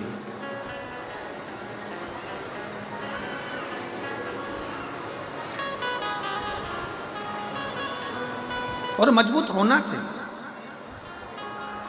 शिव कथा कर रही है, भगवान शंकर का चरित्र कथा है। माता पार्वती जी स्वयं भगवान शंकर से कर रही है, तुम दया करते हो और दुख पाते हो। भगवान शंकर कहते हैं, दया मैंने कर दी, थोड़ा सा दुख जीवन में अगर आ भी गया तो मुझे स्वीकार है, पर इतना वचन जरूर देता हूं। मन में सोचा कि देवता सत्य कर रहे हैं कि देवताओं के हित के लिए, जनमानस के हित के लिए ये यज्ञ पूर्ण होना जरूरी है। तो शंकर भगवान उस समय पर दया करने के लिए चले तो ब्रह्मा जी भी हाथ जोड़कर खड़े हो गए कि महादेव, आपकी धर्म पत्नी जलकर भस्म हो गई है। महादेव, आपकी पत्नी यज्ञ कुंड में जलकर भस्म हो गई है, और आप देवताओं के हित के लिए, जनमानस के हित के लिए फिर दक्ष प्रजापति का सिर जोड़ने जा रहे हैं। आप फिर दक्ष प्रजापति का शीश जोड़ने के लिए जा रहे हैं। शंकर भगवान कहते हैं कि कुछ भी हो, पर संसार में रहने वाले जीवों का, देवताओं का, मृत्यु लोक में रहने वाले मानवों का कभी भी अहित नहीं होना चाहिए। सर्वे भवन्तु सुखी, सब सुखी रहे। आज कितनी विडंबना है, कितनी विडंबना।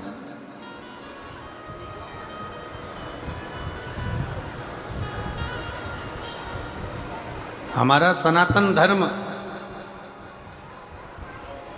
हमारे सनातन धर्म के मंदिर, हमारे सनातन धर्म के देवालय, हमारे सनातन धर्म के शिवालय, हमारे सनातन धर्म के तीर्थ, हमारे सनातन धर्म के मंदिर, हमारे सनातन धर्म की पाठशाला, हमारे सनातन धर्म की गौशाला, हमारे सनातन धर्म की जहां जहां पर नींव रखी हुई है, वहां पर छोटे से छोटे बच्चे से लेकर बड़े से बड़े बुजुर्ग तक को जोड़ना सिखाती है कि बेटा इसको जोड़ना, किसी को तोड़ना नहीं, सबको लेकर चलो, सबको जोड़कर चलो, सबको जोड़कर चलो, सबको अपना बनाकर चलो, सबको संजो कर चलो। और सनातन धर्म से जो भिन्न है,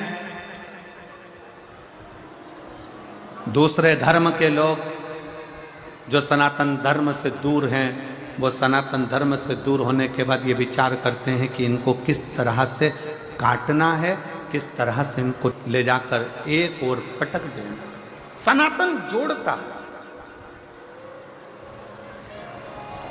शिव जोड़ने का काम करते हैं, भगवान शंकर जोड़ने का काम करते हैं। शिव जी ने करा क्या? शंकर भगवान से कहा कि तुम्हारी धर्म पत्नी जलकर राख हो गई, तुम्हारी धर्म पत्नी जल गई, सती स्वाहा हो गई, सती का शरीर जल गया, भस्म हो गई, और तुम दक्ष प्रजापति के सिर को लगाने की बात कर रहे हो।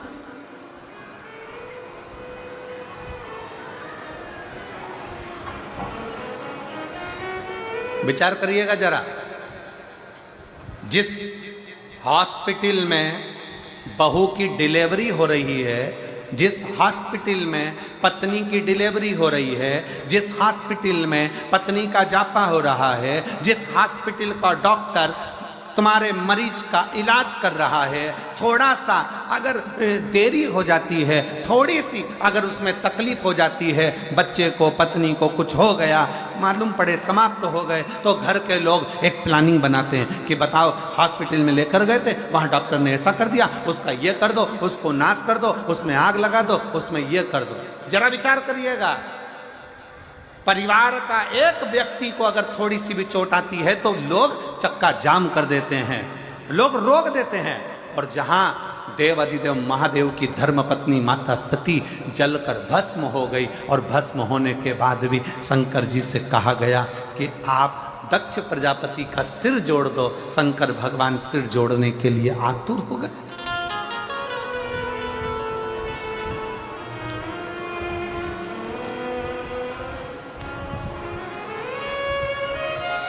भगवान देव अधिदेव महादेव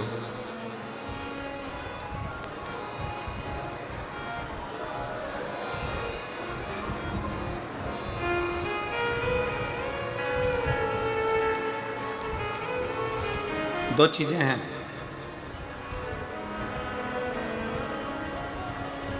सृष्टि में प्रेम होना चाहिए कि दृष्टि में प्रेम होना चाहिए? जरा उत्तर दे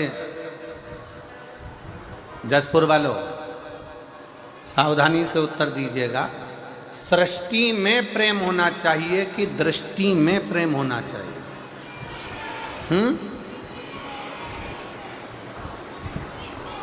दृष्टि में। बहुत बहुत धन्यवाद, जोरदार ताली बजाओ, बहुत सुंदर उत्तर। सृष्टि में प्रेम और दृष्टि में प्रेम, दोनों में अंतर है। सृष्टि में प्रेम एक दिन समाप्त हो जाता है, पर यदि हमारी निगाहों में, हमारी दृष्टि में अगर प्रेम का पर्दा लग गया तो जो उससे नफरत है ना, वो भी प्रेममय नजर आता है। सृष्टि पूरी प्रेममय दिखती है, पूरी प्रेम, पूरी सृष्टि प्रेममय दिखती।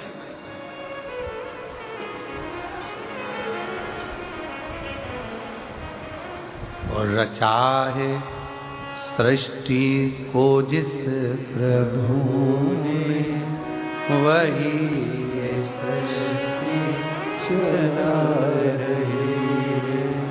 रचा है सृष्टि को जिस प्रभु ने, वही सृष्टि चला रही। जो पेड़ हमने लगाया पहले, जो पेड़ हमने लगाया पहले, उसी का फल अब हम पा रहे हैं। रचा है सृष्टि को जिस प्रभु ने, वही ये सृष्टि चला रही। रचा है सृष्टि को जिस प्रभु ने, वही ये सृष्टि चला रही।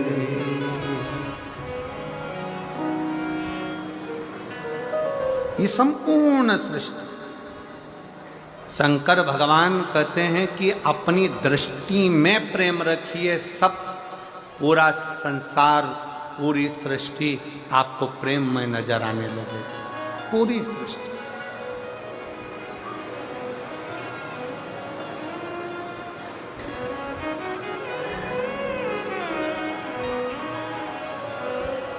शंकर जी के मंदिर कौन कौन जाता है एक लोटा जल चढ़ाने? जरा हाथ उठाओ सब। जाते हो सब लोग? रख लो रख लो रख लो रख लो। आज के समय में सबसे व्यस्त देव हैं देवाधिदेव महादेव।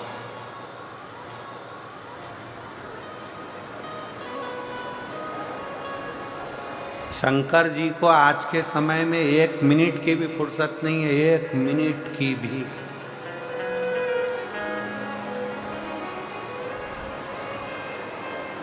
सारे देवता एक बार तैयार होते हैं, फिर दूसरे दिन तैयार होते हैं। शंकर भगवान हर 2 मिनट में तैयार होते हैं।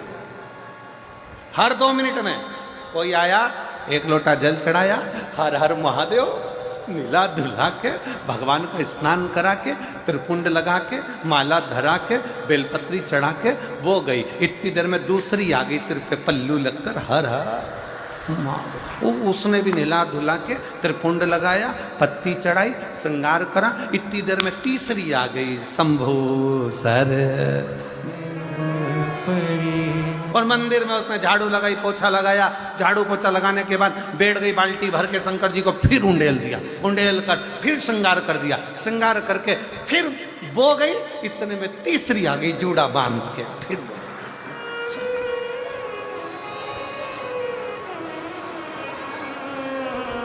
कई बार तो पार्वती जी भी शंकर जी से पूछ लेती है, प्रभु कैसा लग रहा है? शंकर भगवान बोले बहुत जोरदार।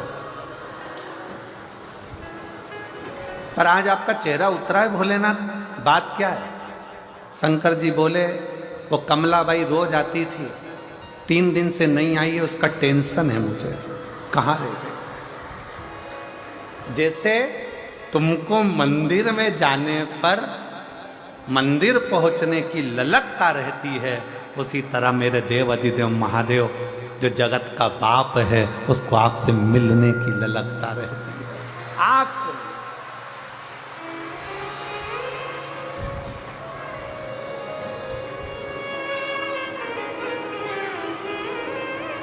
वो आपसे मिलना चाहते।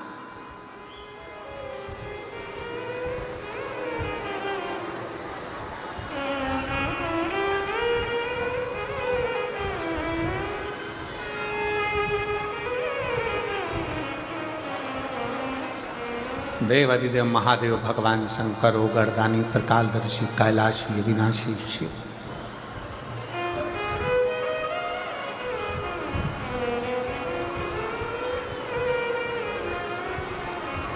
भगवान शंकर, भगवान शिव,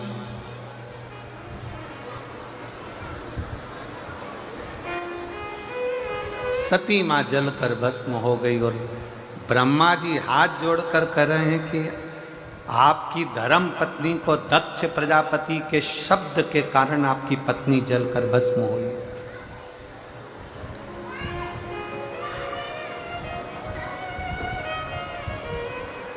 दक्ष प्रजापति के ऐसे शब्द पड़े कि आपकी पत्नी जलकर भस्म हो गई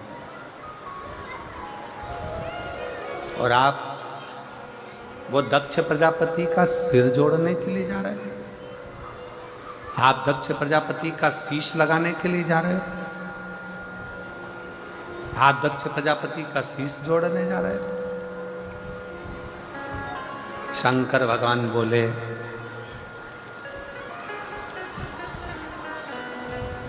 व्यक्ति को अपना कर्म करना नहीं छोड़ना चाहिए। एक निवेदन मेरी जीजियों से है, जितनी मेरी जीजियां शिव महापुराण की कथा इस जसपुर मायाली गांव मदेश्वर बाबा के चरणों में बैठकर सुन रही हैं, और जितनी मेरी जीजियां टीवी पर, मोबाइल पर, व्हाट्सएप पर, गूगल पर, फेसबुक पर, यूट्यूब पर कथा सुन रहे हैं, उनसे भी कहें, सास अगर गाली देती है तो क्या तुम दवाई देना बंद कर दोगी क्या? जम के बोलो जरा। उसको तकलीफ हो रही है, सिर में दर्द हो रहा है, पाँव में तकलीफ हो रही है, तो तुम तो दवाई तो दोगी ना, बोलो तो जम के दो। सास का काम है गाली देना, उसको देन दो। सास का काम है अपशब्द कहना, उसको कहन दो। सास का काम है ताने देना, उसको देन दो। शायद कई माताएं कहती हैं मेरी ननंद ने मेरे साथ ऐसा किया, मेरी ननंद ने मुझे ताना दे दिया, मेरी ननंद ने ऐसा कह दिया, मेरी ननंद ने वैसा कह दिया, मेरे नंदोई ने ऐसा कह दिया। शायद आप नहीं जानते हो, आप सबकी ननंद तो फिर भी ठीक होगी। पार्वती जी की जो ननंद थी ना, पार्वती जी की जो ननंद थी इतनी प्रबल कि पार्वती मैया भोजन बनाकर गणेश जी के लिए रखकर जाती थी, मोदक बनाकर कार्तिकेय के लिए रखकर जाती थी, और पार्वती जी की ननंद क्षिप्रिया वो उस मोदक को उठाकर पूरा की पूरा नंदी को खिला देती थी। आपकी ननंद तो फिर भी अच्छी है, कम से कम तुम्हारी बनाई गई रोटी को उठाकर कहीं नंदी को, बेल को या गाय को या अन्य इधर उधर कुत्ता उत्ता को तो नहीं दे रही।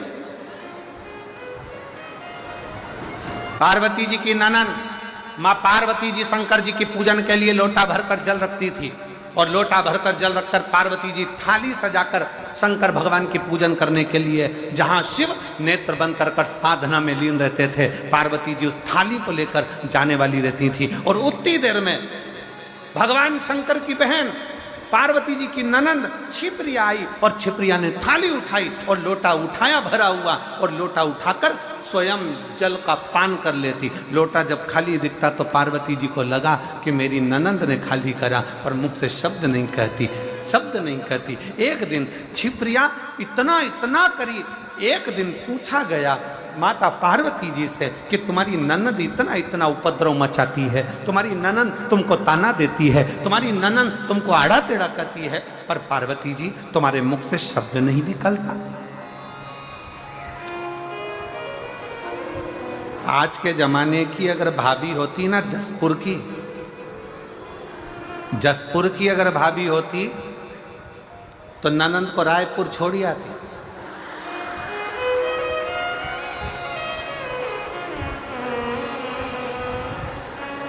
और दूसरी बार फोन भी नहीं लगाती कि तुम रक्षाबंधन पर आओ। अगर ऐसी ननंद होती तो वो सीधे ले जाकर पहले रायपुर छोड़ती कि चलो यहां से। पार्वती जी से पूछा तुम्हारी ननंद इतनी तीव्र, तुम्हारी ननंद ऐसा कार्य करती है और तुम ननंद से इतना प्रेम क्यों रखती हो? माता पार्वती जी ने कहा मुझे याद है, मुझे याद है जब दूषण नाम का राक्षस उपद्रव मचाया, ब्राह्मण के बच्चों का रक्त निचोड़कर दूषण नाम के राक्षस ने पीना प्रारंभ करा। और दूषण नाम का राक्षस जब रक्त को पीना प्रारंभ करा, तब सारे ब्राह्मणों ने और देवताओं ने शंकर की आराधना करी, भोले बाबा इस दूषण को मार दो, इस दूषण नाम के राक्षस का, असुर का संहार कर दो। तब शिव जी ने कहा कि मैं दूषण को मार तो दूंगा, मना नहीं है, पर दूषण को एक वर है, दूषण का संहार मैं त्रिशूल उठाकर कर दूंगा, दूषण को मैं मार दूंगा, पर दूषण को एक वर है। क्या वर है दूषण को? कि दूषण को यह वर है कि दूषण का रक्त जहां पर गिरेगा उससे दूसरा दूषण उत्पन्न हो जाएगा। ऐसे 84 बार दूषण जन्म ले सकता, 84 बार दूषण जन्म ले सकता। तो बाबा भोलेनाथ, क्या आप उस दूषण को नहीं मार सकते? शंकर जी कहते हैं मैं दूषण को मार दूंगा, पर निवेदन है कि सारे देवता मिलकर और सारे ब्राह्मण मिलकर मेरी बहन के पास जाएं, क्षिप्रिया के पास जाएं, और क्षिप्रिया से जाकर कहें कि क्षिप्रिया तुम एक काम करना, जैसे ही दूषण का रक्त गिरेगा ना, तुम पानी का रूप ले लेना, जल का रूप ले लेना, और दूषण का जैसे ही रक्त गिरे उस पर पानी फेर देना, तो दूषण का दूसरा दूषण पैदा ही नहीं होगा और दूषण मर जाएगा। छिप्रिया ने कह दिया ठीक है, कह दो शंकर जी से, भोले बाबा से कह दो दूषण नाम के राक्षस का संहार करें। शंकर भगवान दूषण नाम के राक्षस का संहार करने के लिए जैसे ही गए, शंकर जी ने दूषण नाम के राक्षस का संहार कर दिया। जैसे ही संहार करा, छिप्रिया को आने में देरी हो गई, छिप्रिया नहीं पहुंच पाई। छिप्रिया नहीं पहुंची तो दूषण ने 84 रूप रख लिए। अब जैसे ही दूषण ने 84 रूप रखे, 84 रूप धारण कर लिए दूषण ने, छिप्रिया जैसी आकर खड़ी हुई तो सारे ब्राह्मणों ने, संतों ने, भगवानों ने, सबने कह दिया माँ आपको आने में देरी हो गई। इतने में तो दूषण ने 84 रूप रख लिए, अब क्या होगा? शंकर भगवान तो अपना रूप नहीं रख सकते क्योंकि वो ओघड़दानी है, वो शंभु है, वो रूप कभी नहीं रख सकते। राम जी अगर पृथ्वी पर जन्म लेके अपना नारायण रूप रख सकते हैं, भगवान नारायण अपने अनेक रूप रख सकते हैं, ब्रह्मा जी अपने अनेक रूप रख सकते हैं, इंद्र अपना रूप बना सकता है, देवता देवी अपना रूप बना सकती है, पर शंकर कभी भी रूप नहीं रखते हैं। शंकर तो अड़भंगा है, एक रूप ही काफी है सारे जगत के कल्याण के लिए, इसलिए शिव को रूप रखने की जरूरत नहीं पड़ती। भगवान शंकर को रूप रखने की जरूरत नहीं पड़ेगी। अब क्या होगा? इतने में छिप्रिया ने कहा चिंता मत करो, अगर दूषण नाम का असुर 84 रूप ले सकता है तो मैं भी शंकर की बहन हूं, शिव की बहन। इतना बल मुझ में है कि मैं शंकर के 84 रूप विभाजित कर सकती हूं, पर शिव तो रूप रख नहीं सकते। छिप्रिया कहती है मैं रखूंगी शंकर के 84 रूपों को, मैं शंकर भगवान के 84 रूप धारण करवाऊंगी। और मां छिप्रिया ने अपने जल का वेग इतना तेज करा कि शंकर भगवान के 84 रूप हो गए, और 84 रूप धारण कर कर, दूषण 84 थे, उन 84 दूषण को शंकर भगवान काल अधिपति महाकाल ने 84 रूप धारण कर कर संहार कर दिया। माँ छिप्रिया ने हाथ जोड़कर निवेदन कर दिया, भैया अब इस महाकाल वन में, इस महाकाल की भूमि में, इस अवंती का प्रदेश में, हे मेरे भैया आप इन्हीं 84 रूप में विराजमान रहना, और मेरे काल अधिपति 84 महादेव के रूप में अवंती का पुरी में विराजमान। अवंती का पुरी में 84 रूप में मेरे देव अधिदेव महादेव विराजमान हो गए। आप में से कितने लोग हैं जिन्होंने 84 महादेव करे हों उज्जैन जाकर? आपने करे हैं? वाह, आपने भी करें, धन्यवाद, बहुत बहुत साधुवाद, करना चाहिए।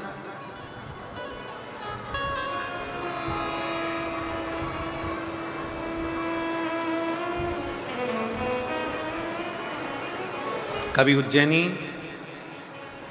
अवंतिका प्रदेश में जावे, महाकाल वन में जावे, तो एक बार 84 महादेव मेरे महाकाल बाबा के जो 84 रूप हैं उसका दर्शन अवश्य करें, अवश्य।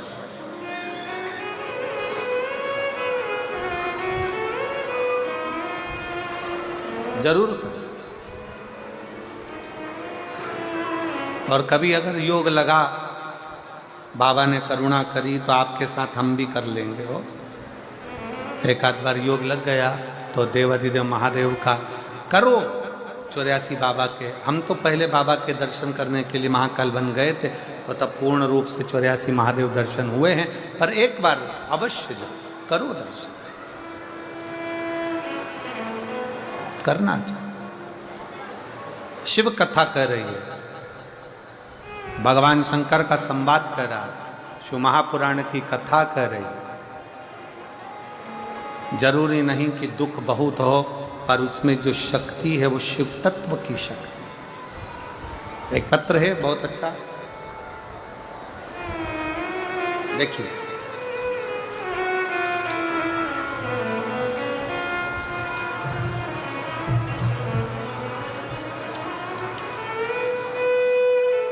मेरा नाम भरत डहरिया है, पिता का नाम श्री सुरेश डहरिया है, माता का नाम श्रीमती बतेशी बाई डहरिया है, ग्राम करहिया, पोस्ट हरई, तहसील हरई, जिला छिंदवाड़ा, मध्य प्रदेश के निवासी हैं। कहीं बैठे हों तो हाथ हिला सकते हैं। अगर कहीं बैठे हों तो हाथ हिला सकते हैं। सुरेश डहरिया, माताजी का नाम श्रीमती बतेशी बाई डहरिया, बालक का नाम है भरत डहरिया। कहीं बैठे हों तो हाथ हिला सकते हैं। कहीं बैठे हों तो हाथ हिला सकते हैं और एक बेलपत्र लेने के लिए आ सकते हैं। गुरुजी, मेरी माता टीवी पर हमेशा आपके भजन और कथा को सुनती हैं। मेरी बड़ी बहन श्रीमती पवन बाई डहरिया आपकी और शिवजी की बहुत बड़ी बाबा की भक्त हैं। सुबह शिवजी के मंदिर जाकर जलाभिषेक करना, बेलपत्री चढ़ाना। गुरुजी, मैंने 17 जनवरी 2024 से सरकारी नौकरी की तैयारी करना शुरू किया और लक्ष्य को पाने के लिए दिन रात पढ़ाई करता, पर सरकारी नौकरी तो नहीं लगी, प्राइवेट नौकरी के लिए आ गया। मेरी जून के महीने में 2024 में प्राइवेट नौकरी लग गई, पर मेरा मन केवल सरकारी नौकरी के लिए था। तब मेरी माँ ने, मेरी बहन ने मुझसे कहा कि तू कथा सुनना प्रारंभ कर, अपनी मेहनत को 4 गुना कर, पढ़ाई रात दिन कर। वो सीहोर वाला महाराज कहता है कि अपनी मेहनत जब 4 गुना करोगे, परिश्रम जब 4 गुना करोगे और एक बेलपत्री पर शहद लगाकर शंकर को समर्पित कर कर जाओगे तो फल जरूर मिलेगा। गुरुदेव, मेरी 29 सितंबर को प्राइवेट नौकरी करते करते 29 सितंबर 2024 को मैंने बैंक की परीक्षा दी और वही बेलपत्र वाला प्रयोग किया। बेलपत्री पर शहद लगाकर शिवलिंग पर जल अभिषेक करके मैं गया। मैंने दीदी के कहे अनुसार मंदिर में जाकर सच्चे मन से बेलपत्ती वाला, शहद वाला, शिवलिंग पर जलाभिषेक वाला किया और शिवजी से प्रार्थना की कि बाबा कुछ भी हो, मेरा बैंक का परीक्षा निकल जाए। आप कहते हो कि 4 गुनी मेहनत करो, मैंने 4 गुनी मेहनत करी गुरुदेव, और बाबा की कृपा से आज मैं बाबा को धन्यवाद देने के लिए आया हूं कि छत्तीसगढ़ राज्य के ग्रामीण बैंक कुनकुरी में मेरा सेकंड वर्ग की परीक्षा के अनुसार मेरा सिलेक्शन हो गया और मैं कुनकुरी में आज जॉब कर रहा हूं। मैं शिव की कृपा से। कहीं बैठे हों तो एक बेलपत्र लेने के लिए आ सकते हैं। अधिकारी वर्ग 2 में परीक्षा दी और सफलता पाई और छत्तीसगढ़ राज्य के ग्रामीण बैंक कुनकुरी में मेरा सिलेक्शन हो गया। मैं शिव को प्रणाम करने के लिए आया। आपका विश्वास, आपका भरोसा, आपकी दृढ़ता, ये सबसे बहुत जरूरी। और महाराज, तेरा ही दिया मैंने खाया पिया है, तेरा शुक्रिया है, तेरा शुक्रिया मुझे भोले बाबा ने बहुत दे दिया है, तेरा शुक्रिया है, तेरा शुक्रिया है। ये जायदाद दी है, औलाद दी है, मुसीबत में हर वक्त इमदाद दी है, तेरा ही दिया में खाया पिया है, तेरा शुक्रिया है, तेरा शुक्रिया। देवाधिदेव महादेव भगवान शिव, ओगड़दानी, त्रिकालदर्शी, कैलाशी, अविनाशी शंकर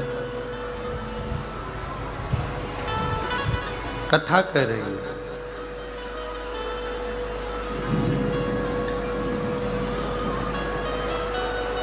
ब्रह्मा जी ने भगवान शिव जी से कहा,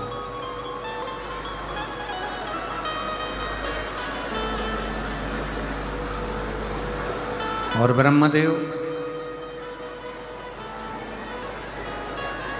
भगवान शंकर से कहते हैं, प्रभु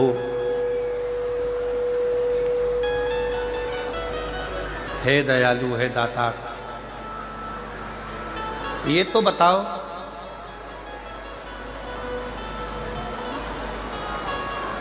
ओगड़धानी,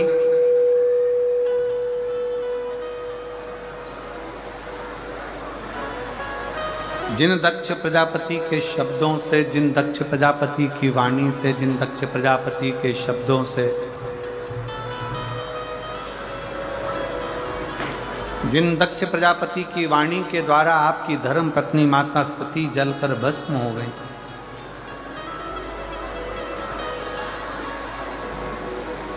और उन्हीं दक्ष प्रजापति का सिर आप वापिस जोड़ने के लिए जा रहे हैं, पुनः जोड़ने के लिए। ये दया क्यों, ये कृपा क्यों?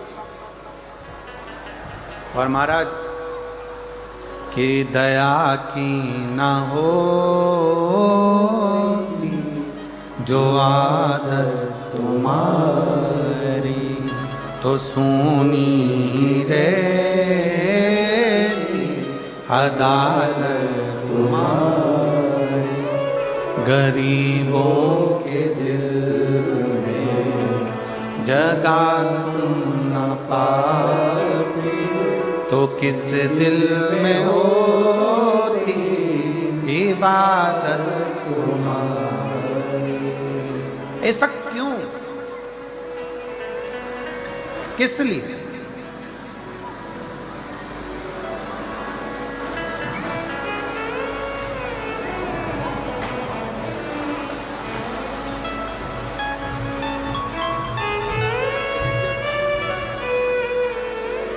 एक बार जोरदार ताली बजाओ। इस बच्चे का सरकारी नौकरी लगा है और बहुत भाव से इसने शिव की सेवा की।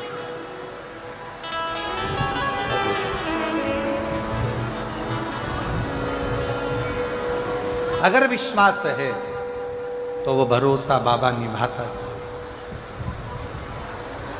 आप इतनी दया कैसे कर लेते? आप इतनी करुणा कैसे कर लेते? अभी कथा में कहा कि सास गाली दे, अपशब्द कहे, ताने दे, आड़ा टेढ़ा बोले, तो भी बहू का फर्ज है उसकी सेवा करना, और वो करते हो, करते हो।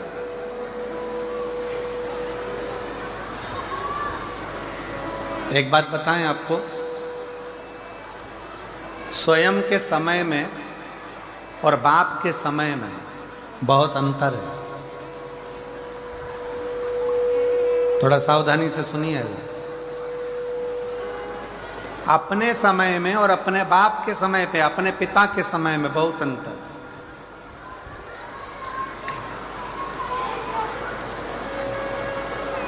बाप के समय में, पिता के समय में बच्चों को, बेटों को गरम रोटी मिलती है, गरम कपड़ा मिलता है, नरम नरम कपड़ा मिलता है, और जो जो तुम्हारी इच्छा होती है, बाप की जेब में कुछ होए ना होए, पर बाप अपनी औलाद की इच्छा पूरी करता ही है, वो पिता है।